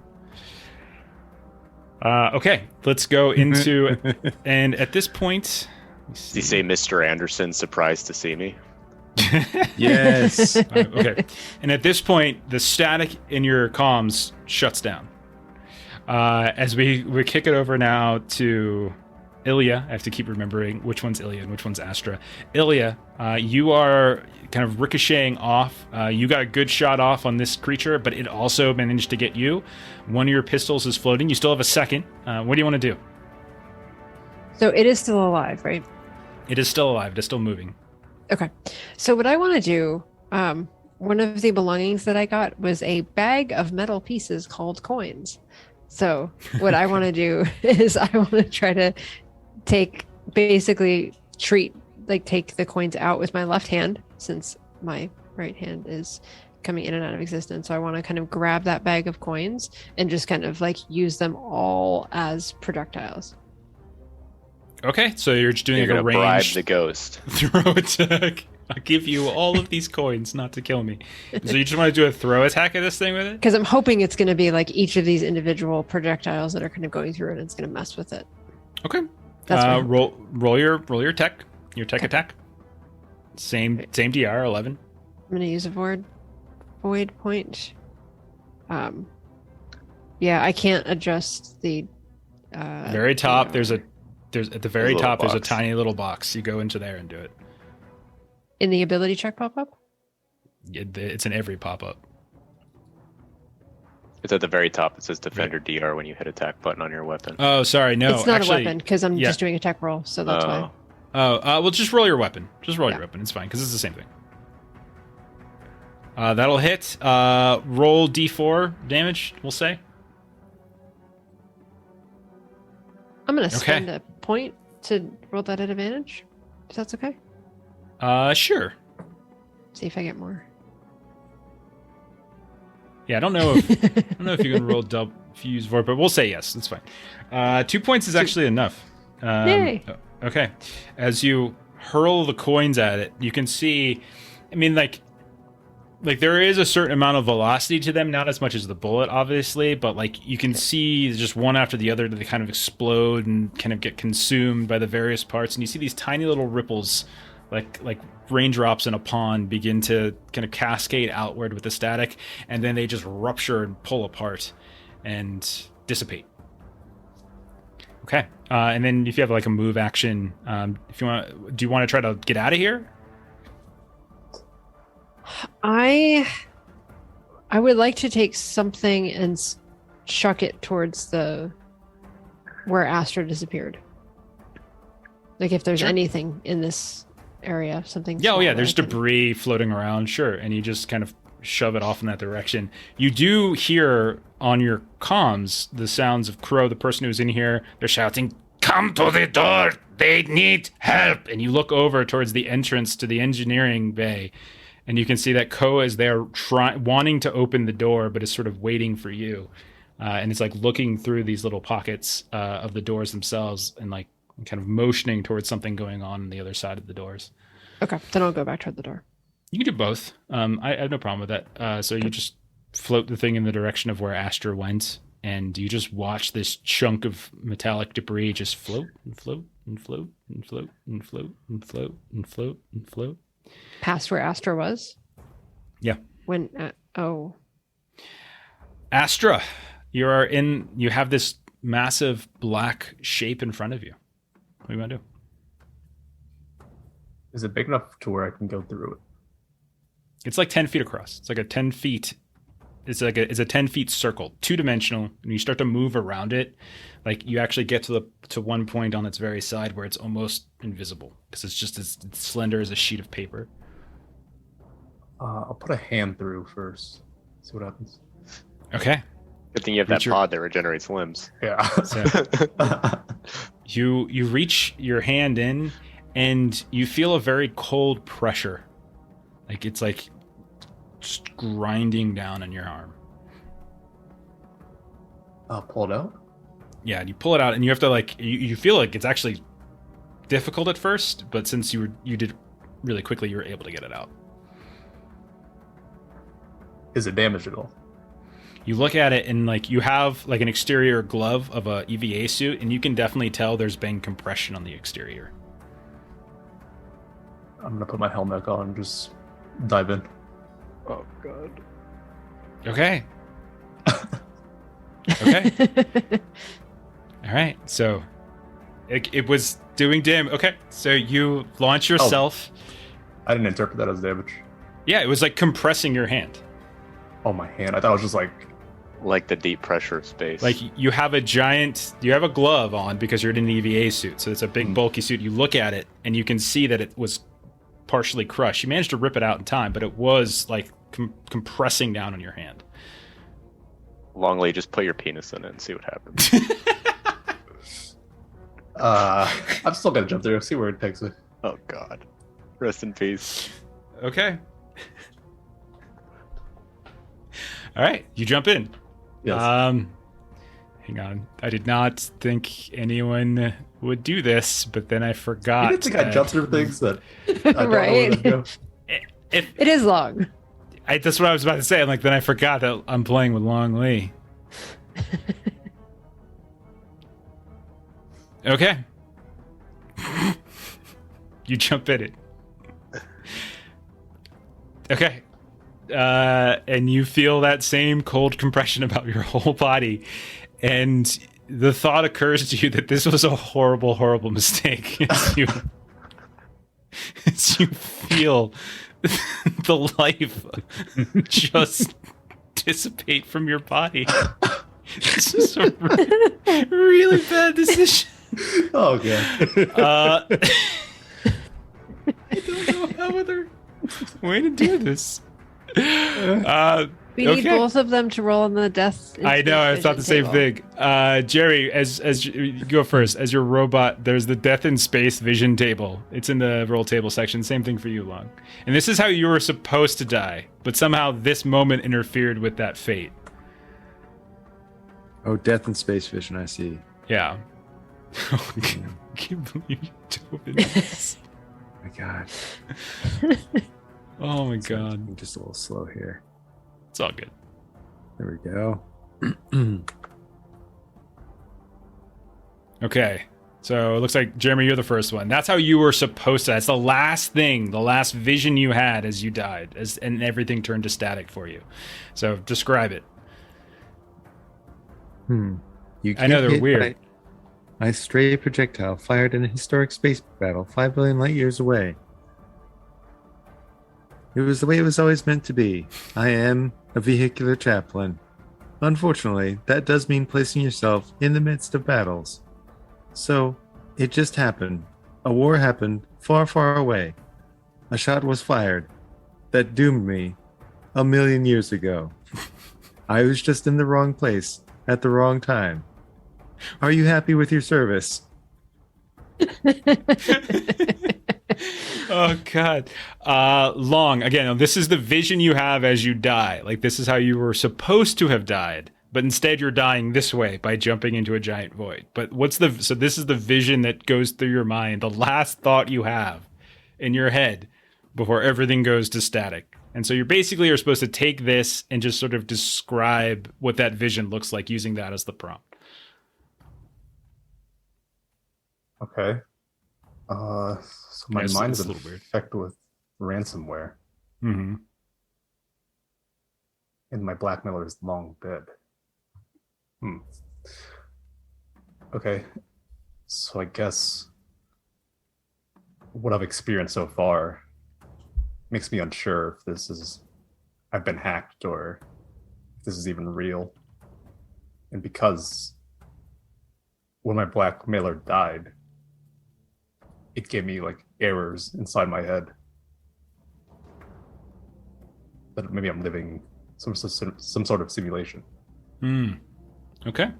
And then everything goes static. That's the last vision you see of like the error messages, just error, or it's like piling up, and then static. And then that's it. You jumped into this thing. And so maybe you also begin to see, as you're feeling this compression, this like black void circle just begin to kind of unwrap itself slightly, as you almost like a paper kind of beginning to unravel a bit after you jump through it. And then we'll cut to the bridge of the double dragon towing barge, where Dragon 2, you have a bad feeling. I've got a bad feeling about this. I'm sorry, sir. I need to go. And Long, you could play Micken. I don't mind if you want to play Micken. I'll give you Micken. So you're a corporate person. You got this colorful suit on. I'll give you it in a second. 1 second. I will give you control. Yeah, go ahead and look in the players folder. There is Micken Brill. Dirty and disheveled, obvious body odor, discolored formal suit, and a long-range astronomer. So you're on the bridge, and you're right there. Your tablets finally kick back in, and then you hear Dragon say to you that something's wrong. They must go. Comms are again working now. Radios are working. Is everyone on board? You are on your own ship. Everybody else is still on the other ship. So I'm trying to give you somebody to play because you just jumped to your death. I jumped in another void space. No. Girl's gonna get sent to the same room that Astra was fucking put in and see the giant black orb and be like, "Ooh, piece of candy!" Jump right back in. It's even better the Maybe it'll second take time. me somewhere else. Oh This time. God. I have to go get him. That's what all right. So the two of you hear Vess, maybe you hear, on comms or something like that, or whatever it might be, or you just feel the sentiment of Dragon, knowing that something's wrong. You go running for your airlock, kind of passing through to try to get on this other ship and help. We'll kick back towards Vess and these two other people that you were trying to save. You've just watched as one of the creatures that you were fighting dissipates, but then you turn back and then you watch as Dragon was kind of consumed and then converted and is now kind of looking at you with these It's like this void blackness and occasional flickering of static. What do you do, Vess? So is there two of them, or There's just the one. Okay, so he just kind of got consumed and they kind of turned into one person. Yeah. Okay, I'm gonna pull out my scrap gun, which is kind of like a sawed-off, like old style, like lever action shotgun, and kind of just blast at it. Okay, go for it. And I'm just gonna think to myself, "Oh, Dragon, you poor bastard," as he's been consumed by this cosmic entity.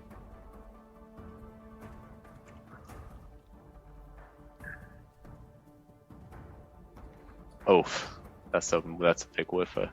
Okay, you take, and maybe there's like a moment of hesitation, as like maybe like a flickering of the static just shows the momentary visage of Dragon, and with that, just kind of that tiny little bit of hesitation, the shot goes wide, or Dragon steps off to the side. I'll let both of the crows. Yeah, I'm gonna retreat a bit. I'm gonna try and put the two other crew members in between myself and this spaceman. Okay. Yeah, they'll both take shots as well. So you've got LZ. How's Ilya looking outside? If you look out, you can see that at roughly the same moment, you see that kind of eruption as she managed to defeat like whichever one that she was kind of pushing around in the zero-G environment with. And she bribed it. Yeah, and she looks like she's trying to float towards the door where one of these other people that you've been trying to help is like waiting for her to kind of get the airlock motioning. All right, I will go ahead and one of them they have the same stats. So one of them's going to fire with a gun. A gun? A AI revolver, specifically nice. What they have. 17 will hit. Oh, hell yeah. 6 points of damage is not enough to kill it. The other one will use what's called an electro coil rod. As you see, the one it's like stumbling with that weird flickering leg, kind of reaches out this coil rod and tries to stick it like into the body of what once was Dragon. Almost any damage will kill. That unfortunately, will miss. And now that one with the flickering leg is right there. For this other creature to kind of launch out. Now, since like you backed away, it'll just go ahead and try to engulf good old Koa. I don't have many hit points to work with, so I'm trying not to be frontline. With a 13 will hit. Only 1 point of damage. However, I can see. The left arm is now flickering as well. So the left arm and the left leg of this poor Koa is now flickering, and they're like struggling. Fortunately, they are right-armed, and they still have that coil in their hand. We're gonna kick out into the engineering bay. So the engineering bay, you're flying through the towards where the door is ready, and so if you land there, you see the airlock kind of open. You climb inside. Between the two of you, you close it, and you pop open the second airlock. There's like a 5, 4, 3 kind of countdown, and then the door opens up, and you see it just in time for you to see like your pal Vess like with a shotgun out, fire, taking a couple steps back. You look over, you see another one of these creatures. They're kind of flickering and they're fighting. What looks like the other people of the Carnival God is like reaching out and attacking, and an arm wraps around his, and now his arm is kind of turned staticky. His leg is staticky. I'll give you an action. It's just sort of the speaking part of it. Ilya is just going to kind of yell at Vess, like, "Where's Dragon? Astra disappeared into nothing," and then she's going to just shoot one of these things. As she shoots at it, I'm gonna say that was Dragon. Oh crap! You told me after that. Okay. But I'm gonna wait until like as she fires the gun to tell her. Yeah, and because I was already gonna do it, I spend advantage to make sure I do it well. Damn. Oh no! That's a nat 1. Okay. Wow. You didn't spend. Oh wow. I did. Roll a d6. Check your void corruption. Uh-oh. Are you satisfied with your service? Oh no. No, Is it that- is not below. No. Really? I have one Okay. void point. Okay. Because you Like you're- spend the void point, and you get a void point, so it's Does it- constant back and forth. Okay. All right. Yeah. All right. No one wants to do void corruption. We really should demonstrate it for the stream. I'm just saying, it would be good for people. Okay, so you fire, and right as he says that, maybe that little like hesitation or that thought, like maybe you consciously like shift it off to the side. Okay, we'll cut over then to the two that are now. We got Micken, that strange, weld-faced person kind of running through with second dragon as your or dragon 2. As you come in, you push through the airlock you go through the umbilical onto the ship, onto the carnival god. You see the weird blue lights. You see like strange scripture along the walls. You hear the sound of gunfire from deep into the ship. What did the two of you do? You also have comms, by the way. Try to contact any of the crew on comms. I'm gonna require you to actually use the voice that I used for Micken earlier. Like, Yeah, I'm trying to remember. You're talking to me. Oh well, I can do all the voices. Something like that. Okay. Vess, Ilya, is anyone there? Hi, Mick and Grill. We're a little busy right now. Can we call you back?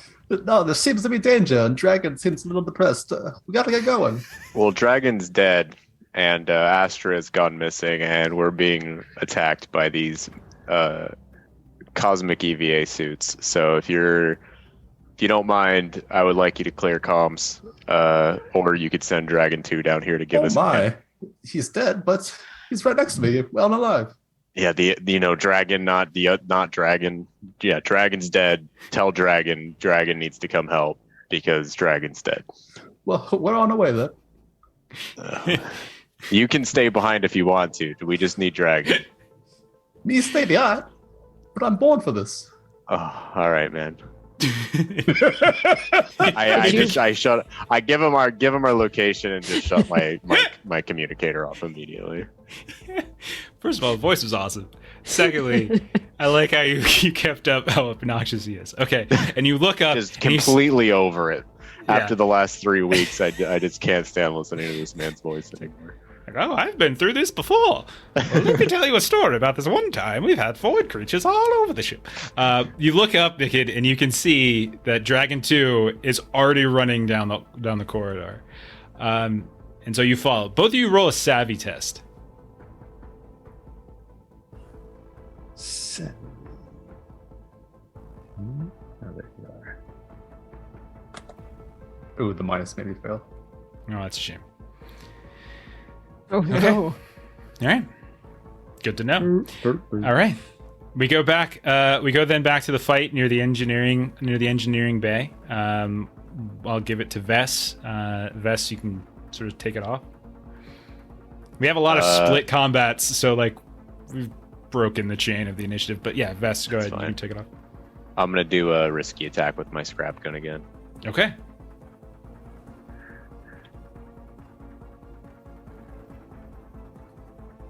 Oh, so close to the 20. Look at that damage! Blast his ass!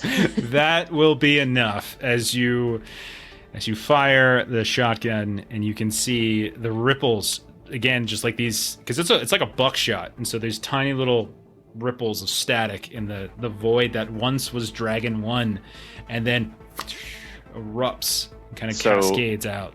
For thematics, so it's a scrap gun, so it's not like a normal shotgun. So I just kind of put whatever junk I have inside of it, and I'm just gonna say that Ilya gave me some of her loose change, and then as I shoot it into the specter and it kind of evaporates, I'm just gonna say, "Keep the change," and then I'm gonna blow the smoke out of my gun.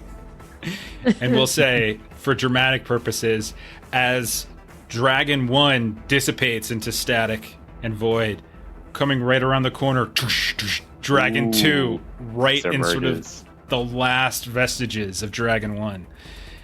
Dragon 2, you look around, you do not see Dragon 1 anywhere, but you do see Vess, you do see Ilya, and Micken is a couple steps behind you.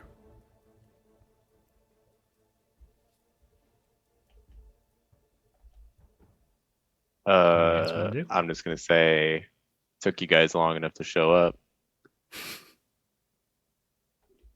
Who would have been supposed to show up? I think we should evacuate you back to the ship. We still are missing Astra, so should probably try and meet up with them before we make it off this ship. I feel like I've seen this place before. Ilya will turn to Elizy is still alive, right? Yeah, all three of them are still alive. However, Koa does look to be in very bad shape, as their leg and their arm seem to be flickering in and out. And yours still is too, by the way. Don't forget your. I think we said your right arm. Was it your right arm? Yeah, my right arm. Yeah, your right arm. And when you look at her, it's just a black void where the arm should be, and then it flickers much like these creatures into that static existence, and then back to void. We should probably get Ilya back to the ship and put her in Astra's pod to see if it can kind of repair what's going on here, if it can run a diagnostic. I think probably what we need to do is we need to tow this ship out of this area. It is never a usual thing that you shoot at someone and they turn into a void. So I think that might have something to do with where we are, because Astra flew out the hole and then just disappeared. And then I just threw things out there and they were fine. So I think we should get out of this area of space, and maybe things will be like they usually are. So you just want to leave Astra behind? I have no way of figuring out where Astra is, and we've already lost crew members.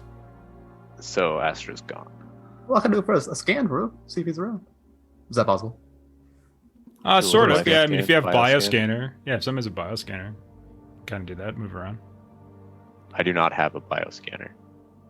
Hey, I have Alazi, one. do you have a bioscanner on this ship? Well, of course I do. What kind of person doesn't have one? And Good you see question. takes one out of like the small little cloth pocketed area, and yeah, holds it out. So we do a little bioscan for Astra's blood type. Do you stick together? I mean, it's going to require you to kind of move around. It's short range. Oh, interesting. All right.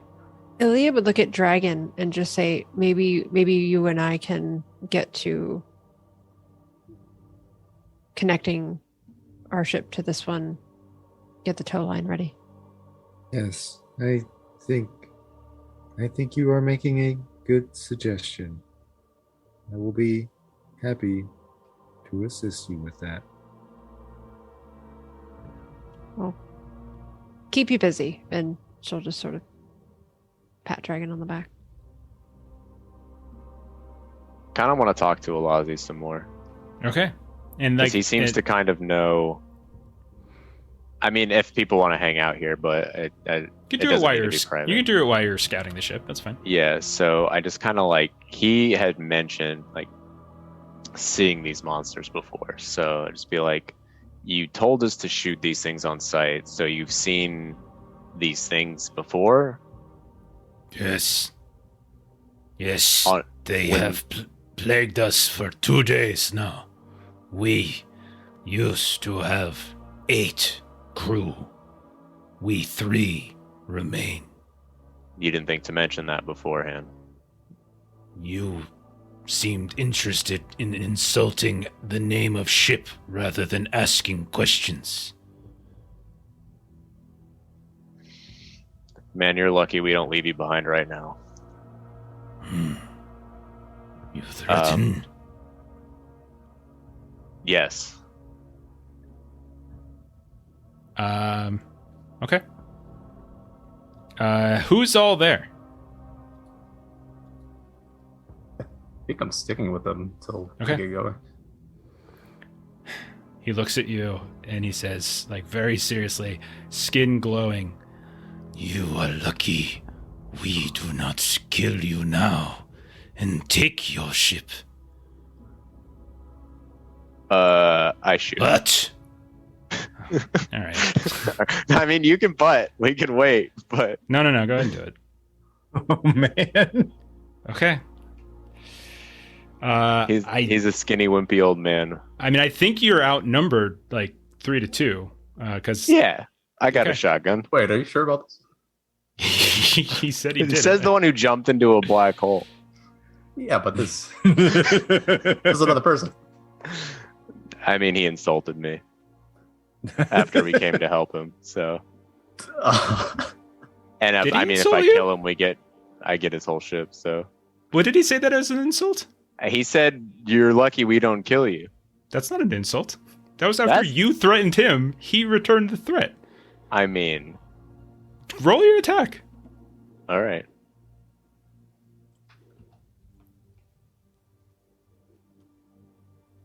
You ready for this void point blast? It's also going to be risky. I'm going to kill Okay. this whole crew in one blast.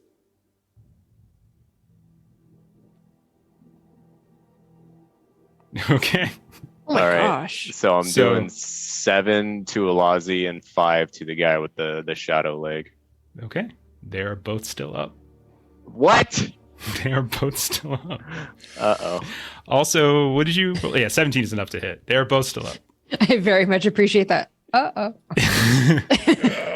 Who would you like to give it to now? Alazi weighs 8 pounds. Doesn't He's matter. a skinny old mummy man. He I has guess I'll 12 give it HP. to... Jesus. Oh my Should have god. just killed him. I guess I'll give it to McGriddles. Griddles. Micken, what do you want? What do you want to do on your turn? How well do I know Vess here? You've known him for 3 weeks. You've tried to talk to him,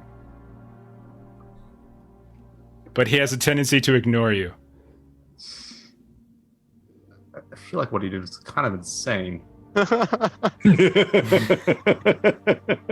You should have seen me last campaign. Oh, I don't even know. That's probably Just run. Just leave this to me. if it's too late to make amends for his actions, then I'll probably do it. You tell me what you want to do. Like you tell me what you want to do, and we'll roll from there. Like both of them are in pretty. I'm assuming the 7 goes to Alazi and the 5 goes to the other one because you. That was the plan because the other guy Okay. seemed to be injured already. So. And he was, yeah. Had it went the other way, you would have killed the other one. I still But they're got both another up. shotgun shell. So God Both dang it. up with a little bit. What would you like to do? I mean, cruise and space, you gotta stick together, right? So I just Okay. gotta follow along. All right, go ahead. What do you want to do? Insist, Vess. This is the There's only 3. Don't shit. forget, there's 3 of them, by the way. So you did that to 2 damage. There's still one that's unaffected at all. I'm I assuming this hear guy, he one shotgun blasted 3 people at the same time. I'm he takes assuming I out his own a triple pistol. barrel shotgun. Triple barrel. So go ahead. I'm assuming I own a pistol. Let's see what he's got. Hang on. Go into belongings. Yeah, he's got a pistol. All right, I will use it with the void because I failed the savvy roll. Yeah, earlier. it's an NPC thing, so I don't know if the void's gonna work. So you might have to roll it twice Okay. and do it manually because it's an NPC sheet as opposed to a character sheet. Risky as well, I think. Okay. Careful with those. Oops. Well, Immediately gets an attack. Okay. Were you attacking Elazi? Were you attacking Koa, who was the one who was already injured, or were you Elazi. attacking Crow, who's coming in? Okay, Elazi. All right. Elazi will then get a free counter attack against you, which does not go against its actions. So this will be. It will do a. It will go ahead and fire its revolver at you, because that's the weapon he had out. So he will fire back at you. 17 to hit, 5 points of damage onto Micken. Are you alive? No, that's impossible. I'm just dead. Well, you Micken's get to roll a got body check. God dang it. Micken's Oh my got gosh, you went 3 to HP. 3 HP. Micken's HP. got 3 HP. He's an old. Go ahead. Vess And roll. got No, Micken Elazi's the killed. old one. Why does he have so much HP? Why do you think they're old? They're Hey, freaking Ashley? riddled with cosmic Long just got everybody This is killed. terrible. I got everybody killed. What is fault? Not Long. That's true. Logan, really. Go ahead and roll a body check. You got this, Long. All right, I'll do the void again. Okay. All right, I'm Oh dead. my god. Wow. Shot. Well, Shot. God You damn know it. where the table is. You know where the Fires. table is. Oh, Oh my god. Okay. Yeah, you could roll it again if you want. Poor Micken. It's the same exact. they're both hacked by the same guy. Oh, it's like God. it's like man. they're both being piloted by the same person. Maybe that's how you're gonna die in real life. Long. I'm actually blackmail here, hacking their minds.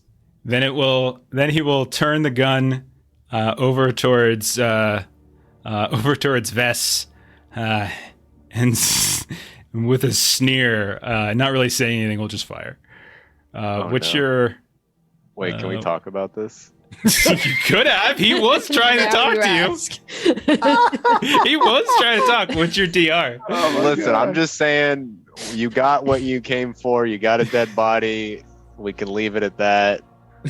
You know, I shot What's you. your You're DR? still alive. You killed one of my crew members. We can call it even right now. 10, Jeff.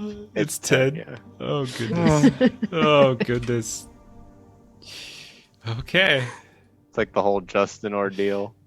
He hits 6 points of damage. I'm out. Okay. Oh no! You had to Roll a the body six, test. huh? Oh crap! Hold on.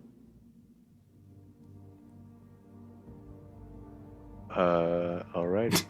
We have doubled our deaths from last time. Hey, I'm up. Okay. Back at it. The next person will go, and we'll just unload in your dead body, or unload in your body until you're dead. So what happens when you're reduced to 0? Do I need to be, like healed or rest or like? You are unconscious, but I don't see any reason why they would keep you alive after trying to kill them. And we left, so there's nobody around to try. I mean, you guys will hear after the first round. You'll hear gunfire for sure, but like first round hasn't even finished. But you will hear.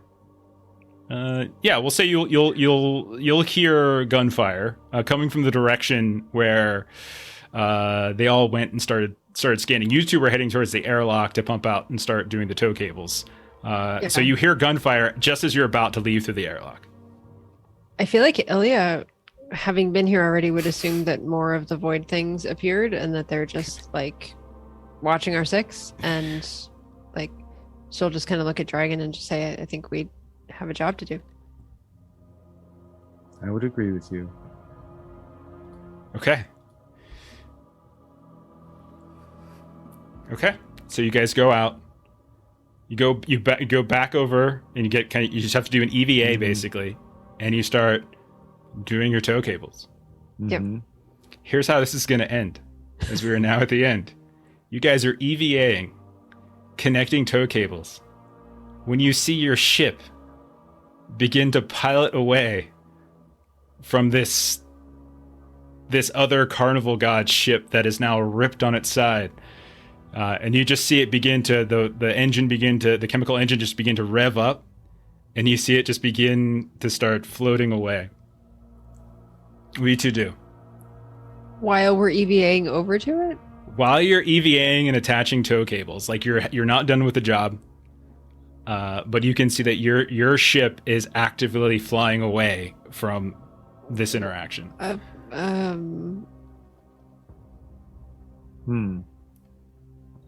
How close are we to our ship before it starts to float?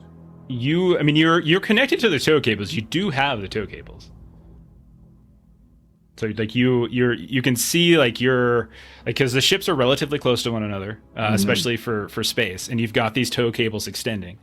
And so you're actively making sure that the kind of the magnetic fittings are kind of attaching. Some of it's universal, some of it's not, and you're attaching it to certain specific spots on the Carnival God. But it does take time to do that because there's more than one cable. So you do have an opportunity to do something. It's not like you see it happening and you have these tow cables which are partially connecting the Carnival God ship to your ship. I will volunteer to go and see what is happening on our ship. I think we should go back in because I'm assuming that the tow cables come out somewhere that we could go back into our ship. Yeah, I mean, through, like you could, like there's no reason you couldn't use the cables to just grapple your way back up to your ship. There's no reason you can't do it. Right. Just that's exactly what I'm thinking. Right behind you, Dragon. Okay. Yeah. So exactly. Yep. So the two of you start grappling up this tow cable, climb along the edge of your ship, find an airlock, open it up, get inside. Let me roll a little luck test to see. High or low, Jeremy? High. Okay. Yeah. No, it's not a D100. Oh no. I thought it was a D20. I was Sorry. so excited. I usually do D100. My bad.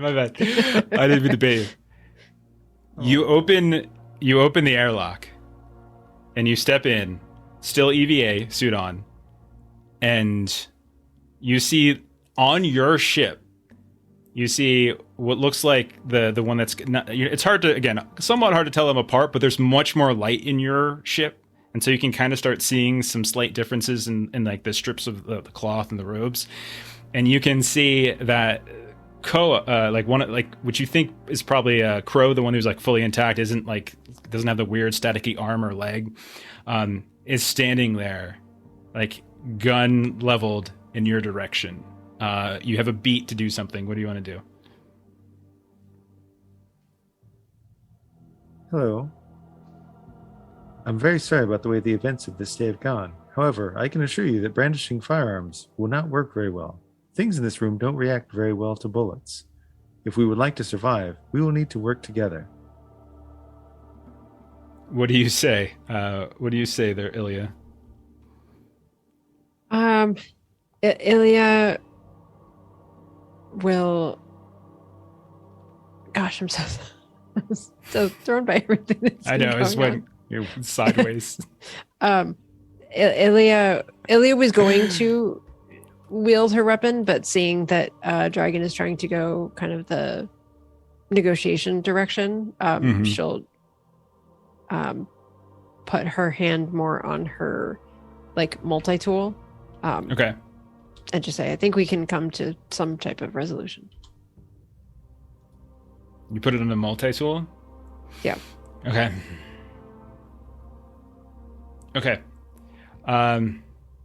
So the creature looks at you all and just says, "Your crewmates ambushed us while we were scouting for your other friend. Why should we trust you?" I would invite you to check my customer service ratings and read the reviews. You will find they are impeccable.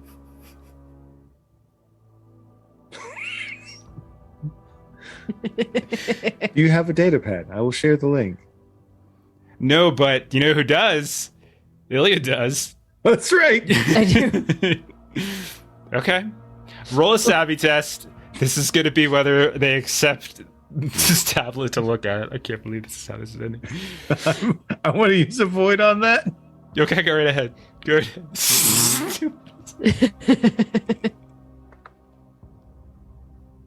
Yeah. So they reach out. They take the tablet. Gun still pointed. Begins to start going through. It says here you are trustworthy, that you are punctual, that you are willing to do any job, big or small.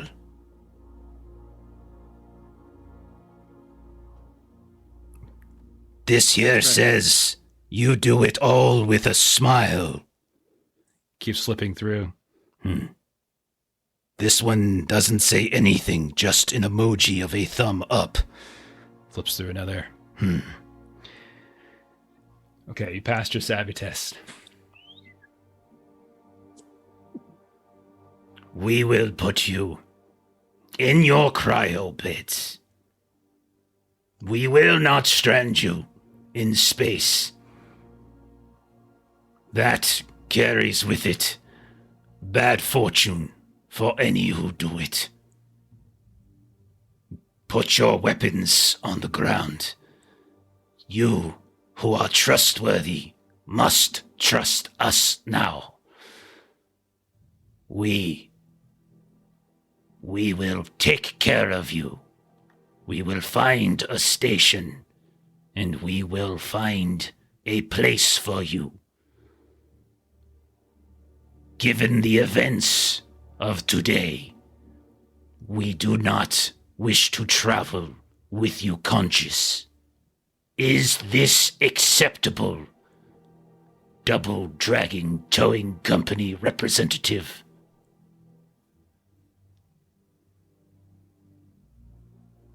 Ilya will just look at Dragon and just sort of shrug as if we don't have too many options. I would very much like to see you not come to harm. I would like to accept their offer.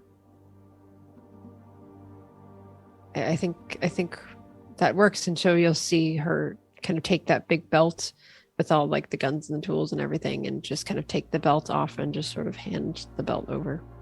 Okay. And so the last thing we see is you all getting escorted into the cryopods next to some of your other crew that are probably still in cryopods. Them lowering you down into sort of the creepy, translucent skin, bony armed mummy people. Lowering things down, filling up your beds with the milk. And they say to you, sleep well, dream of better times. And then your eyes Unlikely. close. My dream already came true, and it was terrible. And then it's the last thing we see is your eyes close. But in the void of sleep, you once more see Double Dragon as he appears, at least in the memories of the milk in your cryo bed. Memories of the milk. And that's where we'll stop right there. What the hell happened? Oh my god. Oh goodness. There was a lot of death. Ooh. Oh my gosh. I can't believe you jumped in that void long. Oh my god. Oh god. I was worried when it was you. I was like, anybody but Long is going to be very cautious. Okay. So I have a question. Yeah, Did what's they up? leave the other ship behind? They did leave the other ship behind. Okay. Because you never officially coup de grace me. That's true. That's true. That's true. Maybe they brought you over. Maybe you're in one of the other cryopods. Maybe they had greater honor than you. Because I they don't did know. pass my body check. So It is true. You did, and they didn't. I thought about it, but we don't know. maybe Vess survived. Maybe he didn't. we'll find out next time. Well, it's not. Yeah, we will find out next time. There are advancement questions. We don't have to answer them now, but I mean, this isn't going to be like a regular campaign, but I do like this game quite a bit, and I feel like I'm going to pop back into it a lot of the times here and there as I go out of focus. And those people with surviving characters. So we'll say everyone but Long, and Logan will be a question mark. We'll see what condition he's in if we find him again. But Long did you killed two repair? characters? I know 2 characters. Okay. Did you repair something? You could have talked to them. I would have let you talk to them, and they would have. That would have happened. Did you repair something? No. No. Did you deliver on a dangerous contract? No. No. You didn't make it, and not only that, Your contractee is dead. Whoops. Did you use at least one void point? Yep. Did you discover a new and potentially dangerous place? We'll call it the ship. Yeah, the Carnival God ship. Did you gain a new enemy? Yeah. Did you find someone new that you can trust?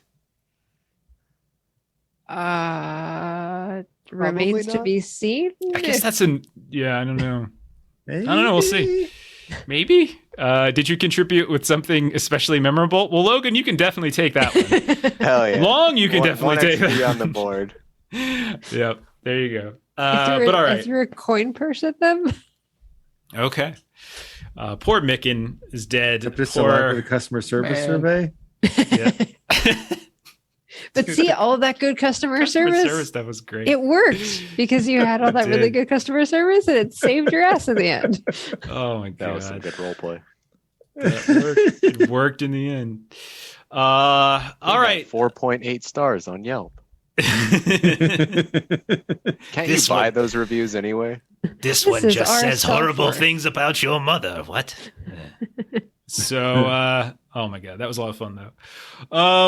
All right, that did not end the way that I thought it was going to end. But did not think. I thought, okay, it's possible they could get on your ship. I didn't think they would hijack it. But here we are. My plan was to steal their ship, but then, I didn't really like his tone and the way he was talking to me. So They did have a bigger ship, but their engine room was a little destroyed. damaged, and they had no Yeah. fuel.